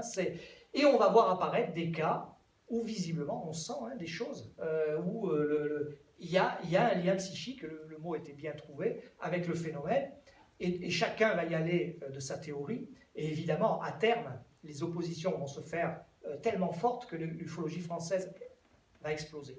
Donc on peut dire que la vague de renforcement qui est massive à cette époque, il n'y en aura plus jamais une pareille aussi massive, porte une information extrêmement déstabilisante, qui n'apparaissait pas très nettement, un petit peu, mais pas très nettement avant, au point que certains ufologues, une petite minorité, mais les plus ouverts peut-être, se réuniront à l'époque et diront, ils vont commencer à se gratter la tête, ils vont dire aïe aïe aïe, ça paraît quand même plus compliqué que ce qu'on avait imaginé au début. Donc il y en a un qui va faire une proposition, il va dire, il faudrait essayer de formater une hypothèse extraterrestre, mais de niveau 2. C'est-à-dire qui intègre l'incommensurabilité, tout simplement. Et un autre dira, ouais, c'est super comme idée, mais qu'est-ce qu'on y met dans le panier? Qu'est-ce qu'on met dans le niveau 2? Autrement dit, on se heurte à la notion d'incommensurabilité et on vient d'atteindre les limites de l'horizon anthropologique. Au-delà, il y a le vide. J'en avais discuté avec Aimé Michel, il m'avait dit, mais on ne peut pas comprendre les ovnis si on ne peut pas les penser. Et s'ils viennent de ce vide, ça veut dire que toutes nos grilles d'analyse sont totalement fausses et qu'on est complètement dans le noir. Et c'est ce qui va se passer jusqu'à l'explosion de l'ufologie française. Il n'empêche que des cas très importants vont se produire. Celui-ci est à Rosedale, au Canada, en 1971. Il y a aussi un lien psychique avec le témoin, parce que le témoin cherchait à voir l'espèce de tableau de bord qui était derrière, et à chaque mois, l'être venait devant pour l'empêcher de voir. Donc il y avait une espèce de lien, on ne peut pas appeler ça autrement. et l'appareil va partir et laisser des traces aussi. Alors ça, c'est le plus gros cas français avec Valensole, hein, que j'ai enquêté personnellement. Et le témoin, parce qu'enfin, il y a eu 6 témoins, hein, mais le témoin principal, disons, qui est un commandant de la DGSI, c'est pas n'importe qui, est toujours mon ami depuis 40 ans. D'ailleurs, en juillet, je serai chez lui, on se voit tout le temps. Donc, ils ont vu ça dans une clairière à la Colle-sur-Loup, au lieu-dit les Hameaux du Soleil. 4, ce qu'ils ont appelé des portes de frigidaire, venir vers eux lentement. Il y avait un espèce d'objet au-dessus, je vous la fais courte, hein. Et à un moment, il y a des espèces d'yeux qui se sont allumés, qui étaient plus lumineux, parce que les portes de frigidaire étaient quand même un peu lumineuses. Mais il y a des yeux très lumineux qui se sont allumés, qui ont balayé de concert la clairière de manière synchronisée. Et lui s'est senti complètement mais fouillé de l'intérieur. Et il a eu une peur. Il m'a dit, de ma vie, je me suis senti, mais c'était pas normal. Voilà, il y a quelque chose qui s'est déclenché qui n'était pas normal. Donc il a tiré son copain qui était dans la tente, et tous les deux ont fichu le camp. Et il y a eu 2h30 d'observation. Les gendarmes étaient là le matin, ils ont trouvé des traces dans la clairière, plus des traces de radioactivité. Aujourd'hui, le rapport de gendarmerie n'est pas accessible. Il est classé sensible. Voilà, pour moi, c'est le plus important cas français en RR3. Alors ça, voilà, j'ai fait cette reconstitution parce que par miracle, la clairière est toujours là, mais ils ont construit des maisons autour. Mais ça s'est très peu modifié sur l'endroit. Voilà, donc là, j'ai fait ça il y a 2-3 ans, sur place. Et avec lui en plus, je l'ai ramené 40 ans après, parce qu'il ne voulait pas revenir sur place tellement il avait eu peur. Je l'ai ramené en plein jour, hein, avec sa femme et tout. Et donc j'ai fait la reconstitution sur place. Voilà. Et on en parle tous les ans, hein, quand on se voit. Voilà. Ça, c'est le cas le plus extraordinaire que j'ai enquêté. Bon, je vais aller assez vite, mais on en parlait hier soir. C'est le cas du bois des Prades dans le Haut-Var. Alors là, on est encore dans des cas, comment dire, vraiment un peu exceptionnels et d'école, parce que ça, c'est un truc... Le gars, là, c'était un policier qui était sur le point de passer commissaire, donc quelqu'un de très terre-à-terre, hein, c'est pas le genre à planer, celui-là. Hein. Et dans son cabanon, il a un cabanon, c'est un chasseur, il a un cabanon dans le Haut-Var. Il a été interpellé à minuit par des cris épouvantables. Il est sorti, il a vu 3 petits êtres, qui ont fait demi-tour dans la forêt dès qu'ils l'ont vu. Et en paraissant soutenir celui du milieu qui était comme blessé. Et qu'est-ce que vous pensez qu'il a fait? Enfin, moi seul dans la forêt du Bois des Prades à minuit, j'aurais peut-être refermé la porte, hein, quand même, et même à double tour. Hein. Et ben lui, non, il a pris un bâton et il a fait une traque. 1h30. Hein. Il les a traqués pendant 1h30 dans la forêt, jusqu'à arriver à cette clairière où il y avait cet objet qui était au-dessus du sol. Et à ce moment-là, lui, il ne connaissait pas toutes ces histoires, il s'en fichait complètement. Et il s'est dit, bon là quand même, ouais, ça peut être quelque chose comme ça, mais le problème c'est qu'on ne croira jamais. Donc il faut absolument que j'en capture un. Comme il voit qu'il s'approche, là, il se dit, cette fois il faut que je passe à l'action. Et voilà mon bonhomme qui commence à courir, mais comme un fou à travers la clairière pour tomber sur un des gars. Et évidemment, il y a eu un éclair gigantesque. Il s'est retrouvé par terre. Il s'est relevé, il ne sait pas combien de temps après. Bon, d'après lui, c'est une vingtaine de secondes. Et il n'y avait plus rien. Il a passé le restant de la nuit à errer dans la forêt, complètement perdu, assez gigantesque le Bois des Prades. Et il n'y a que le matin, vers 6h, où par hasard, il a recoupé la nationale, il a pu rentrer chez lui. Il est revenu dans la journée pour voir s'il y avait des traces, qu'il n'y en avait pas. Et quand j'ai fait l'enquête en 78, j'ai fait la reconstitution sur place avec lui. Et quand je discutais avec lui, je dis, mais vous n'avez quand même pas été émotionné à un moment, enfin, vous n'avez pas eu peur? Il me dit, j'ignore ce que c'est la peur. Sa femme m'a dit, oh, il est fou, en Algérie, il a chargé sous la mitraille, sous les balles, il est inconscient. Et je dis oui. Et il dit, non, moi j'ai un seul regret, c'est pas d'avoir réussi à en choper un. Voilà. Alors ça c'est très rare, hein, ce genre d'affaire, c'est très très rare. Alors ça c'est un cas qui s'est déroulé en 1976 à Castelfranco Veneto en Vénétie. Donc il est intéressant pour une raison précise, c'est qu'à partir de ce moment-là, vous commencez à voir arriver des objets que vous ne voyiez pas avant. Vous voyez, l'objet est beaucoup plus rectangulaire, il y a un lien psychique avec le témoin aussi, d'une certaine façon, symbolique, parce que le témoin était un technicien à la base d'Aviano sur les radars. Et vous voyez ce qu'il y a dessous là. Et on se pose la question quand même, on va dire. Hein. Voilà. Donc là, il y a plusieurs témoins, dont sa femme qui n'a pas voulu sortir de la voiture parce qu'elle était terrorisée. Et surtout, le cas n'est pas important pour ça. Il est important parce qu'il y a eu un effet, ce qu'on appelle aujourd'hui un effet dose. C'est-à-dire qu'il roulait sur la route où il y avait des camions, des voitures, et tout d'un coup, tout s'est arrêté, plus de camions, plus de voitures. Et ils ont vu cet objet arriver lentement de loin. Et d'ailleurs, le mari a dit à sa femme, tiens, tu veux voir un ovni, en plaisantant. Et donc, il est sorti, il a regardé ça tranquille, elle était dedans. Et il y a encore une autre voiture qui est arrivée derrière tout de suite après, et après terminé. Donc tout ça s'est passé dans un silence total, dans un endroit qui était devenu désertique. Et c'est le premier effet dose réellement que j'ai pu trouver dans l'histoire. À partir des années 80, on va en voir par dizaines et dizaines et dizaines de ces histoires. Mais là, on est en 76. C'est un cas, jusqu'à ce que je trouve autre chose, c'est un cas prototype hein, pour moi, celui-là. Et on lui a demandé, la base d'Ariane a envoyé un chasseur pour engager le truc, parce qu'ils l'ont pris au radar. Évidemment, ils n'y sont pas arrivés, et on l'a convoqué le lendemain, on lui a dit tu la fermes, tu la fermes. Voilà. Et il l'a fermé jusqu'à sa retraite de l'armée, et c'est à ce moment-là qu'il a parlé à un enquêteur italien. C'est comme ça qu'on sait. Voilà, un autre cas qui s'est produit au Québec. Alors, ces deux personnages, le témoin se réveille comme par hasard à minuit ou 1h, elle va à la fenêtre comme par hasard et elle voit cette scène sur l'immeuble d'en face qui est inoccupé, sur la terrasse, un énorme objet au sud, 2 êtres. Bon, à un moment, elle aura de la migraine, elle retournera au lit tranquillement. Et j'ai un ami qui a enquêté sur ce cas, qui a eu beaucoup de mal à passer une échelle, parce qu'une tempête arrivait, il a dû passer une échelle avec le toit voisin. Il a réussi à genoux à franchir. Il y avait alors, le toit était rempli de neige, et il y avait un énorme trou circulaire, et il a trouvé autour des tout petits pas de 17 cm, dont il en a photographié un. On ne voit pas très bien, je l'ai repris, mais voilà, il a réussi à faire ce truc-là. Voilà, ça c'est un cas qui s'est produit en Angleterre, où les enfants ont vu ça, une vingtaine d'enfants ont vu cette tête qui se trouvait quand même à une certaine distance avec cet objet. Et ils n'ont toujours pas compris aujourd'hui, ils en parlent encore les Anglais, les gamins sont devenus grands hein, depuis, ils n'ont toujours pas compris ce qu'ils ont vu. Et vous voyez que l'être, qui est assez marrant parce qu'il a de grandes oreilles, il a une espèce de boîtier qu'on a déjà vu hein, dès le départ, et cet objet émettait des flashs, disaient les gamins, ils l'ont vu pendant un bon moment hein, quand même. Donc c'est très connu, ici c'est pas très connu, mais en Angleterre c'est très très très connu, c'est dans le pays de Galles où il y a Baudelaire.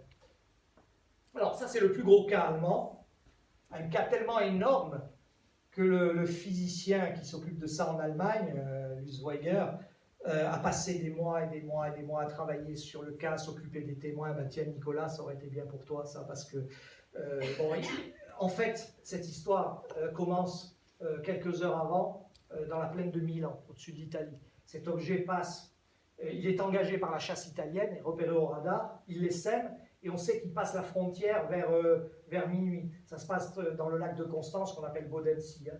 Et la petite ville en face appartient à l'Allemagne, donc il va commencer un véritable cinéma, comment dire, une filmographie lumineuse, et 2 témoins qui rentraient en voiture vont se faire prendre dans les flashs. Alors ils se quittent finalement, il y en a un qui rentre chez lui, l'autre qui sort par derrière, et celui qui rentre chez lui, il commence à entendre des sons, et ces sons ont un rythme musical. Et les flashs, l'objet n'est pas loin, et il envoie des flashs. Je me demande même toujours si Spielberg ne s'est pas servi de ça pour les sons dans le film RR3. Et l'autre sort derrière et se trouve face à cette scène. 2 petits personnages qui sont très proches de ce qui a été observé à Valensole, mais qui sont en lévitation.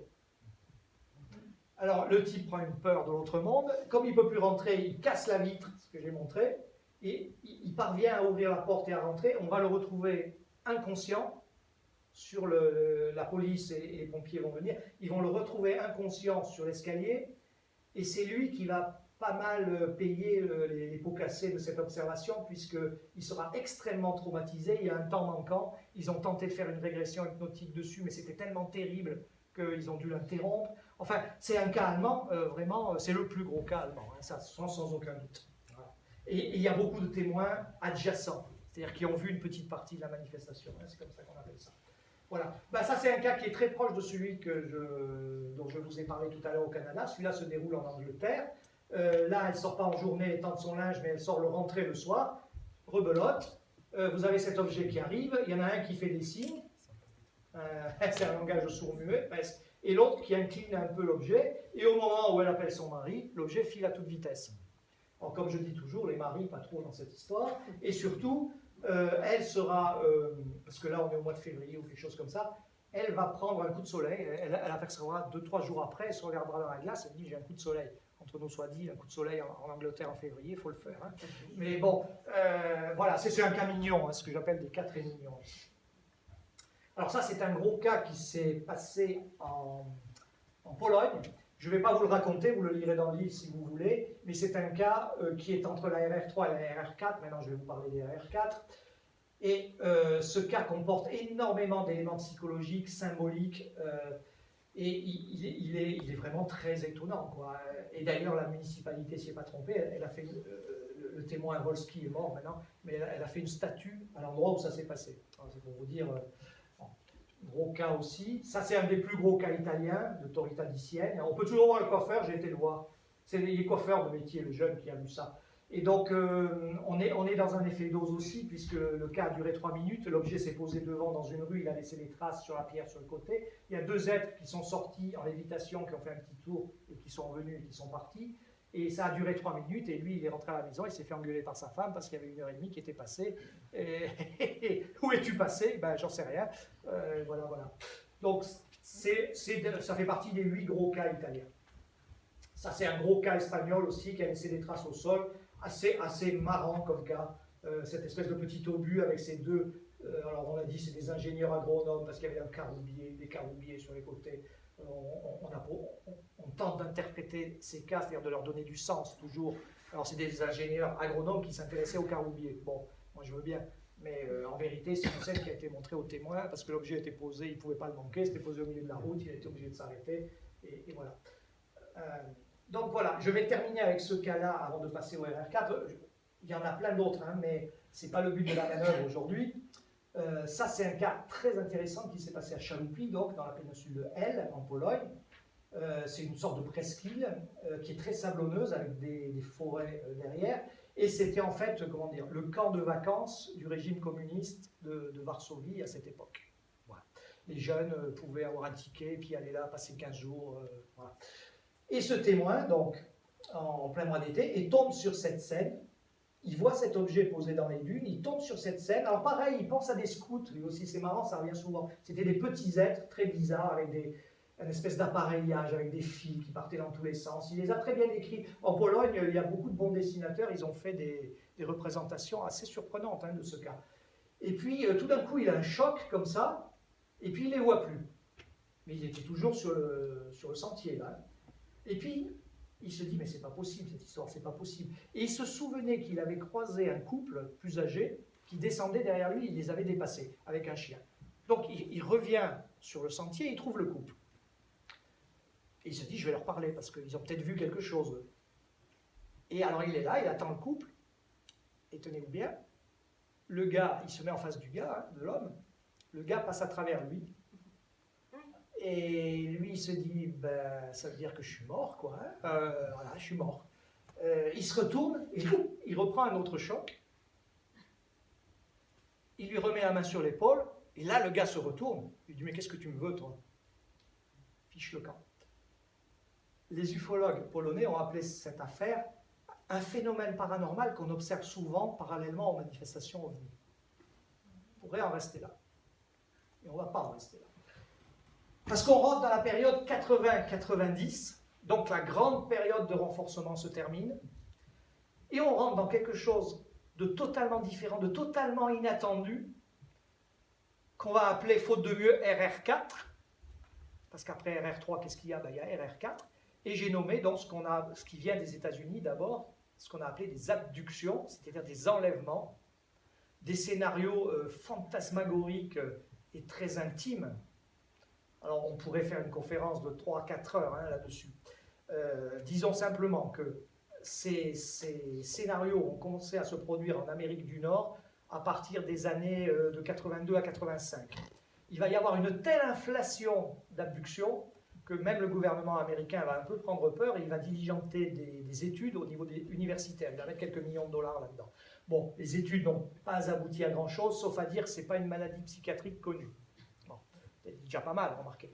Bon, et le milieu ufologique va réagir d'une drôle de façon aussi, parce que, évidemment, tout ça est tellement extraordinaire, tellement incroyable, que ça vient bousculer encore une fois le peu de théories qui restaient. Du coup, encore aujourd'hui, hein, vous avez une moitié du milieu ufologique qui se tait, pour ne pas dire qu'elle ne veut pas en entendre parler, et l'autre moitié essaie de comprendre. Bon. Alors, d'abord, ces cas, ils ont un cas prototype qui se produit en 61, qui est très connu, hein, vous en avez peut-être entendu parler, c'est le cas de Barney Betty Hills. Aux États-Unis, en 61, ils verront un objet, ils seront enlevés, il y aura un temps manquant d'1h30, ils vont avoir la chance de tomber sur un hypnotiseur, mais qui est quand même un psychiatre aussi, c'est quelqu'un de sérieux, qui va faire une régression hypnotique, et ils vont raconter cette histoire où ils ont été enlevés à bord de l'objet. Il y a certains examens, pour le moins bizarres, qui ont été pratiqués sur eux. Il y a eu une discussion avec l'équipage, télépathiquement et tout, et on les a remis dans la voiture, et puis voilà. Donc il va y avoir un livre qui va être publié, Le voyage interrompu de John Fuller, et on n'en entend plus parler. C'est une période d'incubation, en quelque sorte, à partir de là. Mais moi, j'ai fait des recherches, et en fait, ces cas, il y en avait déjà avant. Le plus ancien que j'ai retrouvé, c'est mai 1954 en Angleterre, à Burmarston. Et là, on est dans quelque chose d'intéressant parce qu'il y a le témoin qui est un officier de la Navy, c'est pas n'importe qui. Il va y avoir un accident avec la voiture d'ailleurs. Il y a un témoin adjacent, ce qui est très rare dans ces épisodes. Il va voir un objet très brillant sur la voiture. Et il n'y a pas de missing time, c'est-à-dire que le gars va se souvenir de ce qui s'est passé, de son dialogue dans l'engin, dans le vaisseau spatial. Là, on est en 54.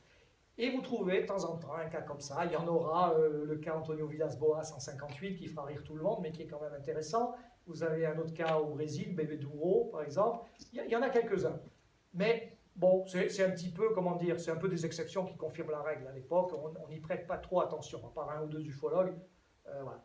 Mais à partir de l'inflation des années 80-90, là, on rentre vraiment dans une quatrième phase, c'est-à-dire que le phénomène se rapproche du témoin, il rentre au contact du témoin apparemment. Alors, il faut bien comprendre la différence.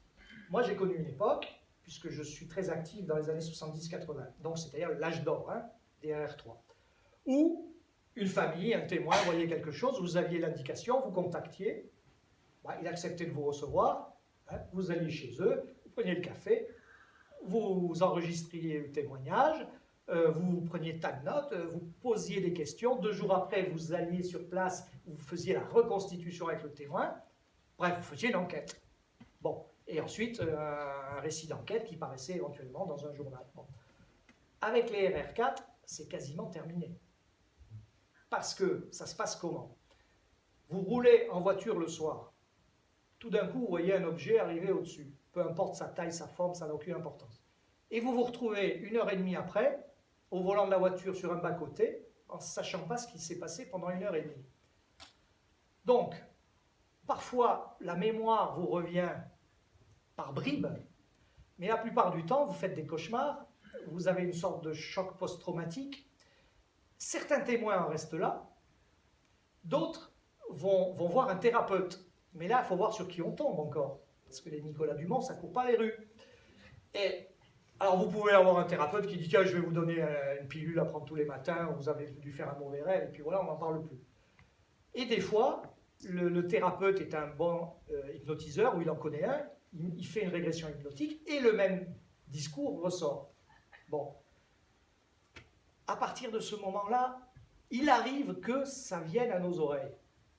C'est comme ça que ces cas arrivent. Autrement dit, on est dans un paradoxe extraordinaire. Plus le phénomène semble se rapprocher de nous, et moins on a de préhension sur lui. C'est ce qu'on constate avec les RR4. Et les statistiques confirment. C'est-à-dire que dans les RR3, contrairement à une idée très répandue, vous avez à peu près un bon tiers de témoins multiples, ce qui est très important. Et même si on compte les témoins adjacents, on arrive à 40%. Vous avez à peu près 15% de traces au sol. Avec les RR4, c'est fini. Tout s'effondre à moins de 1%. Vous trouverez toujours une exception qui confirme la règle, bien sûr, mais ça tombe à moins de 1% pour les traces, pour les témoins multiples. Pareil, on n'a jamais vu, un témoin adjacent n'a jamais vu quelqu'un se faire enlever à bord d'un ovni. Hein. Bien sûr, on peut toujours trouver un témoignage, mais c'est infinitésimal. Donc on est un peu dans cette situation. Quand on regarde ces cas de près, on a tenté par tous les moyens de les interpréter, ce qui est très difficile. Alors c'est vrai que ça ressemble beaucoup à une sorte d'épreuve initiatique, voire traditionnelle, mais travestie dans le postmoderne, et donc dans le contexte extraterrestre. En fait, ça ressemble beaucoup à une histoire de mort-renaissance. Épreuve mortelle, ce que subissent les témoins, parce que c'est parfois pas triste hein, quand même. Bon, je ne vais pas rentrer dans les détails, mais c'est sous prétexte d'examens médicaux, c'est des épreuves extrêmement barbares, souvent, et surtout qui n'ont aucun sens. Aucun sens. Et encore moins de sens pour une civilisation censée être avancée. Donc, on a vu plutôt là-dedans quelque chose à teneur initiatique et cathartique. Hein. Catharsis vient du grec, qui signifie purification des passions, expurgation des passions, si vous voulez. Et la psychanalyse s'en est mêlée, les psychiatres s'en sont mêlés, tout le monde s'en est mêlé, tout le monde a proposé tout un tas de théories, mais finalement, on tourne beaucoup autour. Et dans les années 80-90, il y a justement un universitaire et folkloriste américain qui s'appelle Eddie Bullard, qui a fait une étude très sérieuse là-dessus, et il a découvert que ces cas, qui devenaient très nombreux, hein, aux quatre coins du monde, petit à petit ça a diffusé à partir des États-Unis, eh bien obéissaient tous à une structure identique. Alors ils étaient tous différents dans la forme, mais sur le fond, c'était toujours la même structure, en 8 points, et on les suivait inéluctablement. Donc, qu'est-ce que je peux vous dire, moi, à titre personnel, par rapport à ces cas? Moi, j'ai une méthodologie qui m'est propre. Hein. D'abord, je mets sur la table tout ce qu'on a comme carte et informations sur le sujet, même ce qui ne nous fait pas plaisir. Je lis tout, je regarde tout, premièrement. Et deuxièmement, je pose une question toute simple. Qu'est-ce qui remonte du terrain? Qu'est-ce que nous dit le terrain?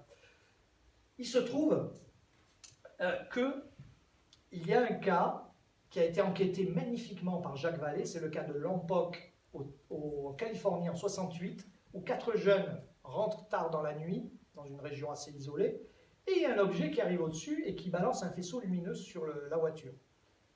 Alors Vallée va être contacté par un des témoins 20 ans plus tard. Elle lui dira, mais il s'est passé ça, et il m'est arrivé un truc, j'ose même pas vous le dire, parce que j'ai pas compris ce qui s'était passé. Je me suis retrouvé au-dessus de la voiture, et je me suis vu en bas. Et ensuite, j'ai été aspiré dans cet engin, et j'ai rencontré un type en combinaison. Il parlait avec moi télépathiquement, il imprimait des choses dans mon cerveau. Il a même imprimé dans mon cerveau un plan de machine censé être à énergie continue. Et Vallée s'est aperçu que cette femme, qui était un cadre assez aisé hein, dans la société, avait de l'argent, et qu'elle passait ses week-ends à essayer de réaliser la machine. Et alors elle lui a dessiné de mémoire, elle avait dans la tête, hein, elle lui a dessiné de mémoire parfaitement le plan qu'elle suivait. Il a regardé, parce qu'il est quand même physicien, il a regardé, mais il dit, vous savez, vous n'avez aucune chance que ça marche, hein, cette histoire. Ça ne peut pas marcher. Ah bon? Alors elle était très déçue, avec tout l'argent que j'ai mis là-dedans, il dit, non, ça ne peut pas marcher. C'est impossible physiquement que ça marche. Ah! Et alors, c'est là que Vallée a fait fort, c'est qu'il a mis 2 ans, il a mis l'argent, il a mis ce qu'il fallait. Il a retrouvé les 3 autres, parce que tout ce beau monde s'était perdu de vue. Et c'était le même témoignage. Ils s'étaient tous vus au-dessus de la bagnole, en train de conduire, même le conducteur, hein, il s'est vu en train de conduire. Et ça s'est passé pareil.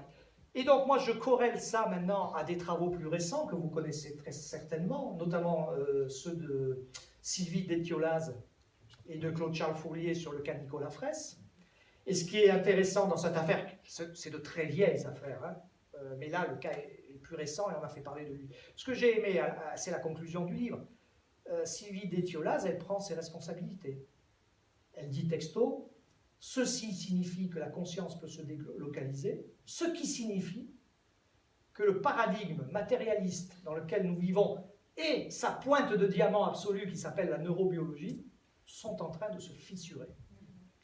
Là-dessus, même époque, 2016, sort un autre livre, on n'a pas prêté beaucoup d'attention à ce livre, et je le trouve encore plus extraordinaire. C'est le livre de Jean-François Housset, un docteur en biologie moléculaire. Alors il faut savoir que, historiquement, la biologie, et tout ce qui en découle, hein, milieu médical, etc., c'est la forteresse inexpugnable du matérialisme. Il suffit de discuter avec eux, vous comprenez immédiatement. Bon. c'est la tradition de Jérôme Monod, si vous voulez, en France, hein, ou de Manon Changeux et Edelman aux États-Unis. Bon. Alors je rappelle ce que c'est, hein, c'est qu'il ne peut pas y avoir de conscience. La conscience n'est qu'un épiphénomène de la matière, ça n'a aucune importance. C'est un épiphénomène de l'agencement neuronal pour eux. C'est comme ça qu'ils voient les choses et ils ne bougeront pas de là. Donc, ce Jean-François Housset, il est dans. C'est un pur produit de cette tradition. Sauf que, dans sa jeunesse, il a fait 3 OBE. Et sans crier gare. Hein. Sauf que c'était déjà un scientifique et qu'il a évalué cette expérience avec une lucidité critique, disons, et qu'il a tout noté. Il n'a rien dit, surtout pas parce que ça lui aurait coûté sa carrière immédiatement. Il a travaillé dessus toute sa vie. Le jour où il est passé à la retraite, il a commencé à écrire ce livre, Les 3 consciences. Et ce qui m'a intéressé, c'est qu'il fait une sorte de synthèse. En bon biologiste, il vous dit, bah oui, évidemment, la conscience, c'est l'émergence progressive de l'agencement neuronal, bien sûr. Mais, arrivé à un certain stade, ce qu'il appelle une masse critique, un peu comme dans une bombe atomique, eh ben, elle a vocation à se délocaliser pour atteindre à d'autres niveaux de conscience. Et c'est un phénomène tout à fait normal. Qu'un biologiste vous dise ça, alors là, vous pouvez mettre une pierre blanche dessus. Donc, qu'est-ce que j'en conclus, moi? Le cas de Chaloupy. Hop. Adrien. Il a été abducté. C'est bon, c'est parti. Tu as un cas de RR4 sur place. Qu'est-ce que j'en conclus?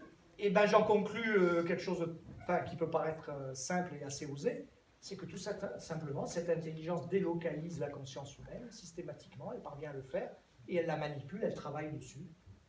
Et comment expliquer autrement qu'aujourd'hui, la plupart des abductés sont abductés dans leur chambre et qui se voient passer à travers les murs de leur maison? Il y a un moment où il faut quand même un peu ouvrir les yeux. Voyez, et le cas de Chaloupy, de ce point de vue-là, est important parce que ce qu'on a interprété comme un phénomène paranormal, pourquoi pas, hein, si on veut, en fait, le phénomène avait délocalisé la conscience du témoin, et c'est ce qui s'est passé quand le gars lui est passé à travers. Hein.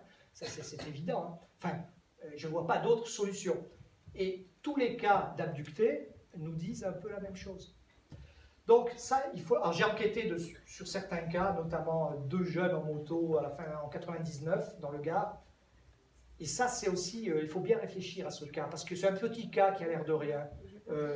Ils roulent le soir, comme ça, en moto, les deux, là, et puis ils voient un énorme phare derrière. Alors, le passager tape sur l'épaule du conducteur, il lui dit, écoute, ce camion derrière, il va finir par faire arriver un accident, garde-toi, laisse-le passer. Donc c'est ce qu'il fait. Et ce qui les dépasse, c'est une énorme boule lumineuse, blanche, et dès qu'elle les a dépassés, pouf, elle fait une ressource, et elle file à 45 degrés à toute vitesse dans le ciel. Un cas assez banal, hein, finalement, il y en a beaucoup de choses comme ça. Sauf que, dans les 3 mois qui ont suivi, le passager, il a fait 2 OBE, et qu'il ne savait absolument pas ce que c'était. Et la première fois, il a eu une peur bleue. Bon, la deuxième fois, ça allait un peu mieux. C'est déjà... Et vous avez un autre cas, puisqu'on est dans l'Aisne ici. Le cas de Missancourt en 67. Alors ça, ce cas est fantastique. 2 chasseurs de nuit, dans la nuit, hein, se baladent sur la lande. Pas des enfants de cœur. Hein. Les gars ont fait de la résistance, ils ont flingué. Hein. Je veux dire, c'est des types... bon. Et ils voient un objet posé, lumineux, rouge et blanc, posé à 200 mètres. Ils arment les fusils, ils avancent vers l'objet. À ce moment, l'objet se soulève un peu du sol et vient vers eux. Et alors là, c'est marrant, il va y avoir une réaction très différente. Il y en a un qui prend vraiment peur, qui jette le fusil et s'aplatit au sol, en mettant la main sur la tête comme ça. L'autre, qui est plus vindicatif, il épaule. Et l'objet est presque sur eux. En fait, l'objet va passer à moins d'1 mètre au-dessus de sa tête. Hein. Il va sentir une sensation de chaleur extraordinaire et il se retrouvera paralysé. Il n'arrivera pas à appuyer sur la gâchette. Et là, il a un choc comme ça et il a l'impression d'être aspiré en l'air en tenant son fils mort dans les bras. Je vous le dis tout de suite, le fils allait très bien. Hein. Ça a été vérifié dans l'enquête. Le fils allait très bien. Autrement dit, est-ce que sa conscience a été délocalisée? Est-ce qu'il y a une obsession, une peur inconsciente qui est ressortie en même temps? C'est quelque chose comme ça. Quelqu'un m'a dit non, c'est sûr. Alors, hypothèse plus matérialiste. C'est-à-dire que l'OVNI émet des infrasons, des micro-ondes, des ondes électromagnétiques, et ça perturbe le cerveau. Et donc le témoin se met à rêver. Je dis d'accord, mais l'autre en bas, lui aussi il aurait dû rêver, lui aussi il aurait dû être perturbé, il ne l'a pas été. Seul celui qui a voulu tirer a été perturbé. Hein, vous voyez, c'est des cas auxquels on n'a pas fait attention, on n'a surtout pas fait attention. Or, il faut vraiment y prêter attention. Donc ça c'est le cas de Chaloupi dont je vous parlais. Je ne vais pas vous en montrer d'autres parce que ça nous entraînerait sur les cas et ce n'est pas le but de ce que je vous dis là. D'ailleurs, il ne faut pas que je déborde comme à mon habitude parce que, bon, simplement, on est passé aujourd'hui dans une phase 5, d'après moi, et pour une fois, les Américains ont bien fait les choses, et c'est la dimension américaine un peu aussi. Nous, on travaille un petit peu avec la truelle et tandis qu'eux, des fois, quand ils mettent les moyens. Donc, il y a un groupe qui s'appelle le groupe FREE, qui est dirigé par l'ancien astronome Edgar Mitchell, qui a fait procéder à une étude qui est la plus puissante jamais faite aux États-Unis. Alors, eux, avec des moyens informatiques extrêmement puissants, en plus, en pointe. Hein. Et eux, ils ont pris 3250 cas. Ils viennent de sortir un rapport qui fait 820 pages. Et ils ont fait un choix. Ils ont éliminé tout ce qui venait de régression hypnotique. Tout éliminé. Tout ce qui venait de rêve lucide aussi, ils ont éliminé. Ce qu'ils voulaient savoir, c'est les cas où le témoin a été en relation avec une de ces entités.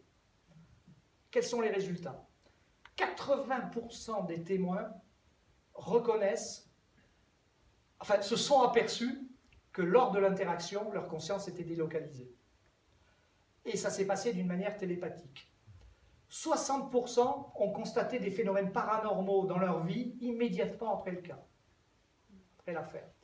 Et il y a beaucoup de résultats très très très intéressants qui sont donnés. Plus de 80% l'ont vécu de façon positive, et vous avez une partie où c'est revenu, c'était moins positif.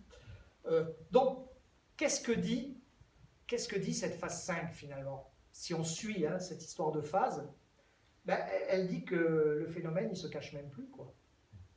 Que l'OVNI, le support OVNI qui nous amusait comme ça, comme on aligne un petit drapeau ou un chiffon rouge devant nous, il s'en sert de moins en moins, et le contact est de ton esprit à mon esprit de plus en plus souvent. Voilà ce que ça nous dit. Et ça nous incite à autre chose. Parce que, qu'est-ce qui est au cœur? Alors la conclusion de Mitchell, elle est très simple, hein, elle nous dit, bon ben oui, notre paradigme, c'est-à-dire notre instrument de lecture de la réalité finalement, n'est pas suffisant, ah ben oui, c'est sûr, parce qu'il ne prend pas en compte l'aspect de la conscience, ouais. Et il faut absolument qu'on travaille sur ce fait, hein, voilà. Et ça veut dire quoi? Ça veut dire revoir un petit peu la notion d'ontologie, c'est-à-dire de nature de la réalité, sur laquelle on fonctionne. Alors là, je rappellerai un certain nombre de choses rapidement. Vous pouvez trouver sur YouTube une très petite interview, elle dure 2 minutes et demie, je crois, du plus grand mathématicien français, Alain Connes,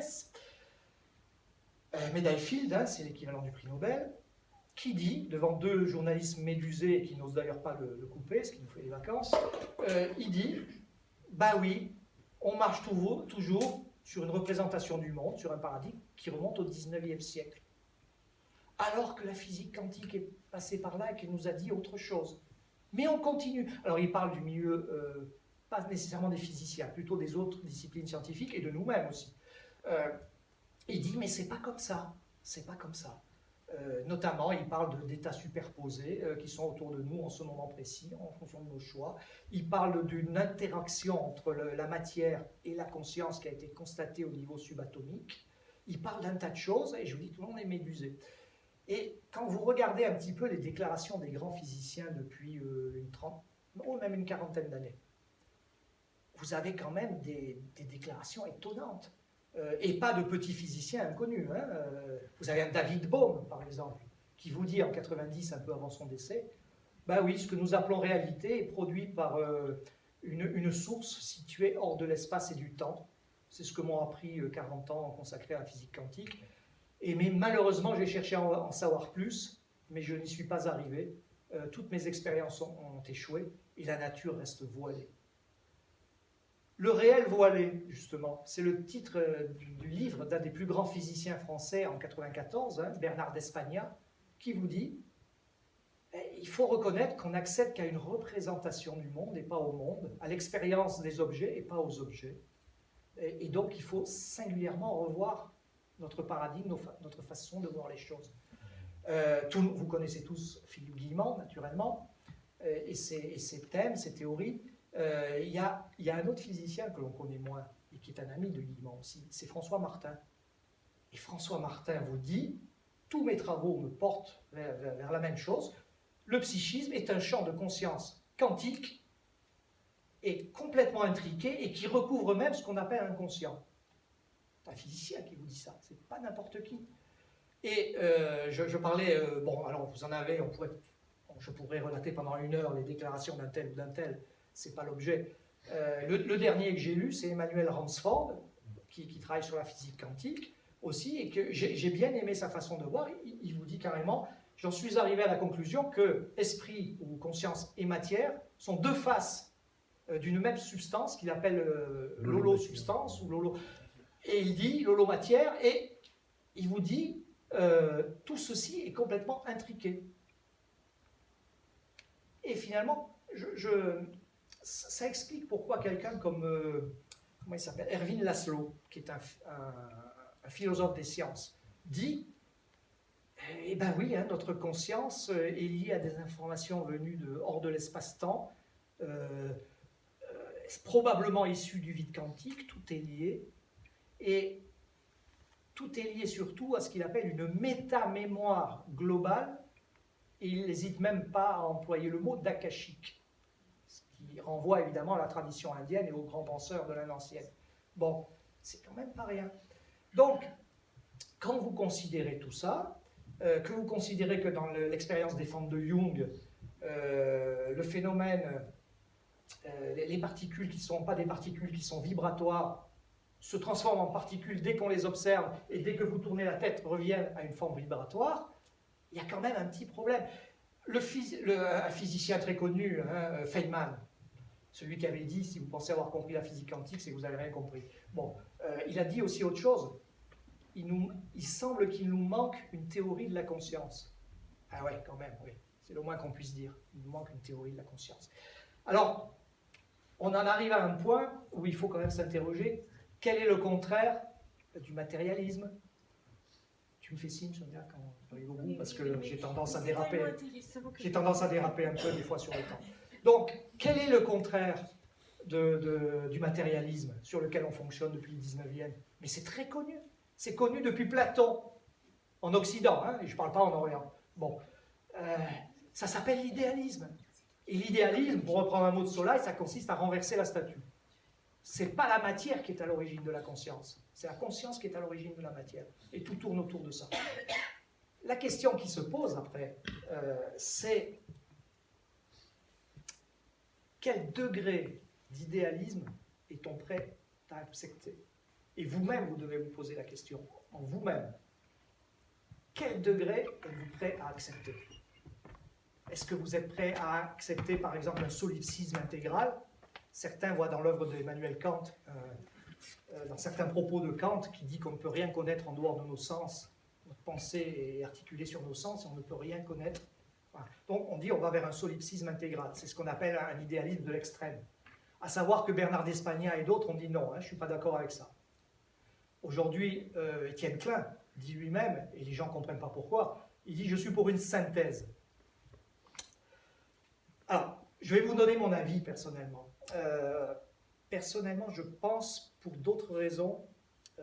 D'abord, je suis aussi pour une synthèse, c'est-à-dire une voie du juste milieu. Je pense personnellement que les conséquences sociales et psychologiques sur les populations de l'idéalisme ne sont pas pensées en Occident. On ne sait pas dans quoi on rentre. On n'est pas en Orient ici. En Orient, c'est un peu différent. Parce que la pensée indienne, à l'origine, avec le Vedanta, est purement idéaliste. C'est dit dans le Vedanta. L'univers est mental. Point.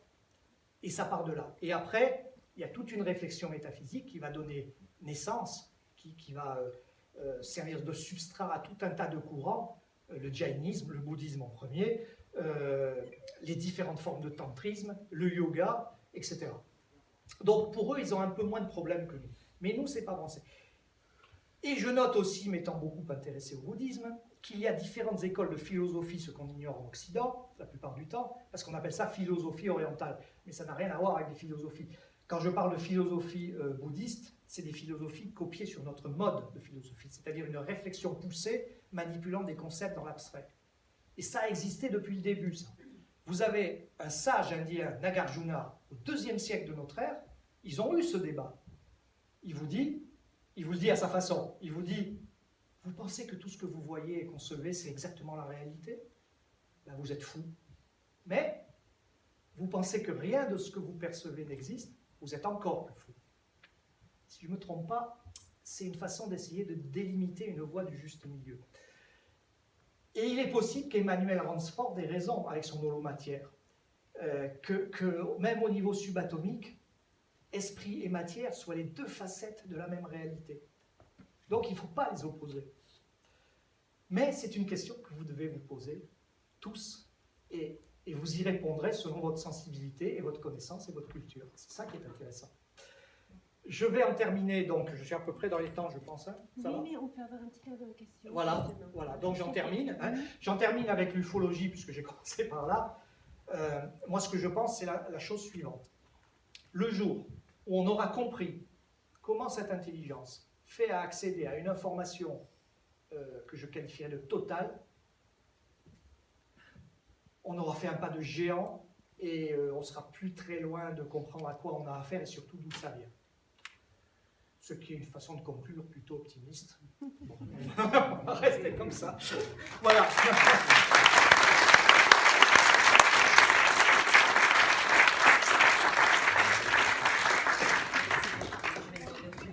Oui. Alors, oui, des questions, hein, forcément. Après une telle intervention, on ne peut que se poser des questions. Alors, j'aimerais beaucoup que vous participiez à ça. Moi, je suis Sonia. On va me dire, hier on m'a appelée comme ça, R4. On m'a surnommée comme ça. Je vais très bien et je trouve que Eric a parlé de ces manifestations avec beaucoup de lucidité. Je le rejoins sur beaucoup de choses. Et si vous avez des questions, vous avez un petit quart d'heure donc à poser à Eric, n'hésitez pas. Pas de questions? Voilà, je vous écoute, j'essaierai de vous répondre dans la mesure de mes moyens. Tu as parlé d'effet vitrine tout à l'heure. Oui, alors ça, je n'ai pas abordé ça parce que c'était pas le... Ouais. Voilà, alors c'est ce que j'en ai parlé à la conférence de Paris qui touchait plus à des ufologues. Hein. Donc, il faut s'intéresser un petit peu aux séquences. Techniquement, quelles sont les séquences des RR3? La plupart des ufologues qui se sont penchés mais sommairement sur le sujet pensent que oui, c'est la cueillette. Le principal truc, c'est la cueillette. C'est-à-dire que, toujours pareil, hein, on est face à des sortes d'ingénieurs ou d'agronomistes extraterrestres qui viennent pour prendre des échantillons de la faune, de la flore. Et ben on est loin du compte, parce que ça, c'est peut-être 10% des séquences. Hein. Peut-on catégoriser les séquences? Il y a des fois, on ne peut pas. Vous voyez un objet, il s'en va, vous voyez deux êtres qui réintègrent, ils s'en vont. Quelle est la séquence, à part se montrer? Il n'y en a pas. Mais quand vous pouvez catégoriser la séquence, eh bien la séquence qui arrive en tête avec 60-70%, c'est ce que j'appelle un effet vitrine. C'est-à-dire que le phénomène apparaît brutalement, mais il apparaît pour vous. Hein, ne vous faites pas d'illusions là-dessus, vous ne tombez pas dessus par hasard, hein, jamais. Et l'effet vitrine de type 1 se caractérise par le fait que vous voyez l'objet en l'air avec une énorme surface vitrée, ou un dôme énorme, et vous avez des êtres occupés à un tas d'activités dedans. Vous regardez ça un peu éberlué, et le truc, tu m'as bien vu, oui, au revoir. Et ça file. C'est ce qu'on appelle un effet vitrine. C'est un effet de représentation qui est lié évidemment au début de la manifestation. Toute manifestation RR3, là je suis un peu plus technique, se compose de 3 parties. Vous avez le début, qui est pratiquement toujours intentionnel, ce qu'on ne comprend pas bien. Vous avez la séquence proprement dite, c'est là où est l'information, et vous avez la fin, ça on la connaît, c'est élusif. L'élusivité est la caractéristique la plus puissante du phénomène OVNI, elle tourne autour de près de 100%, à un pourcentage près, c'est ça. Donc ça on sait, quand ça commence, on sait comment ça se termine, pas de souci. Ce qu'on n'a pas compris pendant longtemps, c'était le début. On pensait que le témoin arrivait par hasard. D'ailleurs, les témoins vous le disent eux-mêmes. Il y a un gars qui m'a dit, ben ouais, je circulais, j'ai livré les journaux à 4 h du matin, là, j'étais sur une route de la RPI des Alpes de Haute-Provence, puis tout d'un coup, j'ai pas eu de bol, il me fait. Je prends un virage, il y a une grande ligne droite, et j'ai vu ce truc qui brillait incroyable, posé quasiment sur la route. Je me suis dit, tiens, c'est un camion en feu. Puis en s'approchant, il a vu que c'était pas ça, c'était en fait 2 gros engins très lumineux et superposés. Le type panique, en plus la voiture qui commence à avoir des ratés, un grand classique, donc panique totale, il appuie, il arrive à passer quand même, la voiture ne s'est pas arrêtée, on peut se demander ce qui serait passé, et l'objet se met à le suivre. Alors là, voilà. Et au bout d'un moment, le jeu s'est arrêté et l'objet est parti. Voilà. Donc il me dit, j'ai pas eu de chance, je suis tombé par hasard sur ce truc-là. Non. Le hasard, ça va bien 1 fois, 2 fois, 10 fois, 100 fois si vous voulez. Mais au-delà, ça ne va pas. Ce n'est jamais par hasard. Le phénomène se produit, alors j'ai théorisé ça de la façon suivante, le phénomène se produit par rapport à un groupe de témoins ou un témoin en fonction d'un contexte dont on ignore tout. On ignore pratiquement tout. Évidemment, vous pouvez repérer l'heure, l'endroit, ça, pas de souci. Mais le contexte, vraiment, on l'ignore, parce qu'il y a des choses qui sont incommensurables et qu'on ignore. Et moi, je pense que, je rejoins Philippe Guillemant sur ce plan-là, je pense que cette intelligence sait ce qui va arriver dans un court terme. Et c'est comme ça qu'elle ne se fait jamais prendre. Voilà, c'est ce que j'explique dans le livre. Donc, l'effet vitrine, ça porte bien son nom. C'est une représentation symbolique devant un groupe de témoins, comme on a vu, ou un témoin. Je savais. Tu sais, t'as lu mon bouquin. J'ai lu ton livre. Mais c'est très ancien, c'est Bertrand Meust qui en a parlé pour la première fois en 1978. Et mes statistiques n'ont fait que confirmer ce qu'avait dit Meust. Il faut rendre à César ce qui est à César. Si je peux me permettre, Oui. tu parlais de physicien, il y en a un que tu n'as pas cité, c'est Olivier Costa de Bourgard. Plus ancien. Plus ancien, mais oui. qui déjà, un jour mangeait avec lui. Il dit, la table là, ça n'existe pas, la table là. Et il nous expliquait à propos des ovnis qu'il était élève de Henri de Broglie ou de Broglie. Ah oui. Et il parlait ovni avec de Broglie. De Broglie. De Broglie. Oui, tout à fait. Et il dit, mais maître, si un ovni atterrissait dans le jardin derrière nous, qu'est-ce que vous feriez? Et l'autre l'a regardé et lui a dit, je me retourne. C'est-à-dire qu'il ne voulait pas en entendre parler. On a le même dans les Alpes-Maritimes qui avait dit, si un de ces trucs-là se posait dans mon jardin, je courrais immédiatement dans mon bureau, m'enfermer à double tour pour ne pas voir une horreur pareille. Alors, ça peut vous sembler bizarre de la part d'un scientifique qui, par définition, est quelqu'un de curieux et d'ouvert. Mais il faut bien comprendre ce qu'il y a dessous. Ce qu'il y a dessous, c'est le retour de la métaphysique impromptue dans un espace sécurisé par le paradigme. Et ces gens-là n'ont aucune envie, selon leur âge en tout cas, n'ont aucune envie de remettre en cause ce qu'ils ont appris 50 ans avant.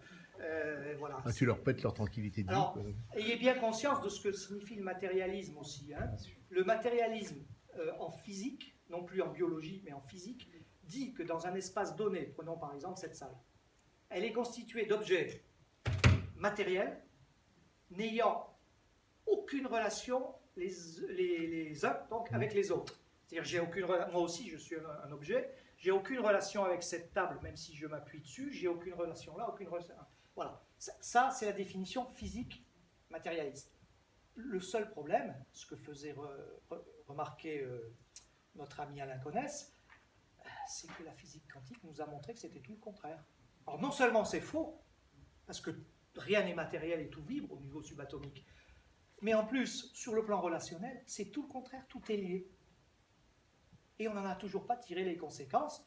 C'est ce que dit Jean Stone, par exemple, dans ce livre magnifique, lui, il y a 5 ans, hein, Notre existence a-t-elle un sens? Il dit il serait temps de secouer un peu le cocotier quand même, parce que, à part quelques physiciens qui ne se disent pas idéalistes, hein, vous savez comment ils se qualifient? Je suis devenu néo-platoniste. Alors le public, lui, évidemment, il ne comprend pas le public. Qu'est-ce qu'il raconte là?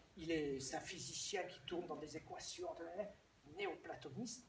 Mais oui, il faut revenir à l'allégorie de la caverne de Platon, qui décrit la réalité telle qu'il la conçoit, et on ne voit qu'une partie de la réalité. Et quand Bernard d'Espagna dit on n'accède pas réellement au réel, mais une représentation du réel, il dit ce que dit Platon d'une autre façon, d'une manière plus scientifique peut-être. C'est pour ça qu'ils se disent néoplatonistes, et pas des moindres. Si vous avez l'habitude de lire de la physique, vous avez certains grands physiciens très connus dans des discussions, vous tomberez là-dessus, ah, je suis devenu néoplatoniste. Je ne dis pas pourquoi. Hein. Et oui, quand même, il faut un peu, à un moment, tirer les conséquences des choses. Donc, moi ce que je pense, c'est qu'on est dans ce que Thomas Samuel Kuhns, pour moi, c'est peut-être un des plus grands livres qui ait jamais été écrit. Hein. La structure des révolutions scientifiques, ça date de 63. C'est un des 3 grands épistémologues du XXe siècle, Samuel Kuhns. Et il a décrit tout ça, comment ça se passait. Et le livre n'a pas pris une ride, vous le trouvez en pocket, il n'a pas pris une ride. C'est exactement ce qui se passe. Il a tout décrit, il a tout vu. Pas compliqué. Autre question? Allez, Oui, vas-y. une question, tu veux le micro? Oui, d'abord te remercier, Eric, pour tout ton travail et le partage de cet immense travail. Et moi, j'avais une question, en fait, par rapport au nucléaire, parce qu'il y a plusieurs auteurs qui ont montré le lien entre les ovnis et le nucléaire. Oui. À la lumière aussi de l'effondrement qu'on est en train de vivre à plein de niveaux, est-ce que tu articules, en fait, dans ce que tu peux voir, toi, de l'évolution du contact, du processus de contact avec ces intelligences-là, et nous, notre processus d'évolution ou d'involution, on pourrait dire, dans notre humanité, là où on en est, est-ce que ça fait émerger une pensée, une réflexion chez toi, ça? Alors, spécifiquement pour le nucléaire, c'est-à-dire les centrales nucléaires, hein, soyons clairs pour la France, hein, la réponse est non.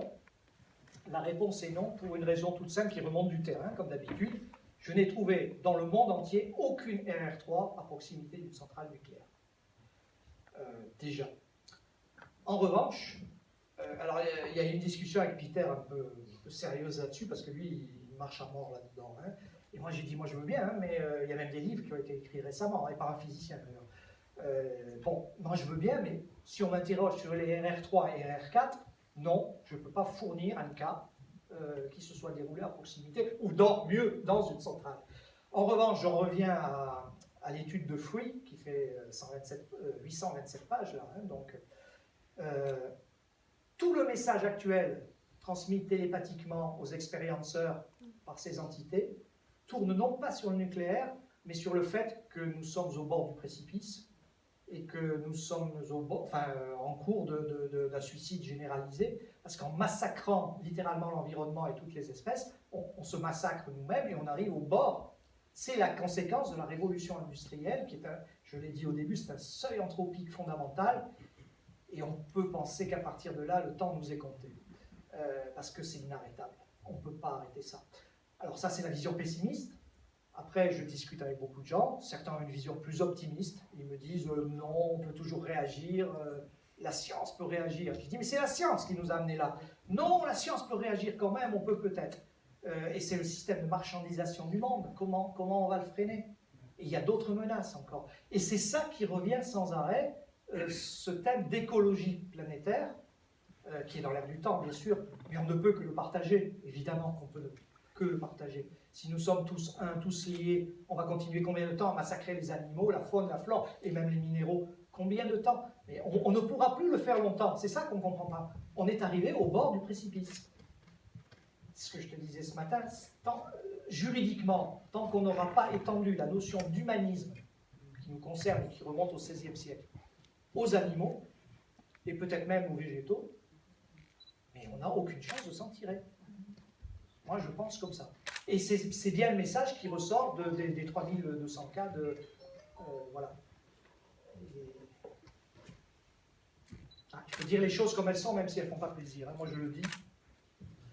Et même dans le milieu ufologique, je dis les choses, hein, ça ne fait pas plaisir à tout le monde. Non, on n'est pas dans des ovnis boulons comme nos avions qui viendraient se poser. Ça, c'est un système de représentation, on nous a amusés avec ça.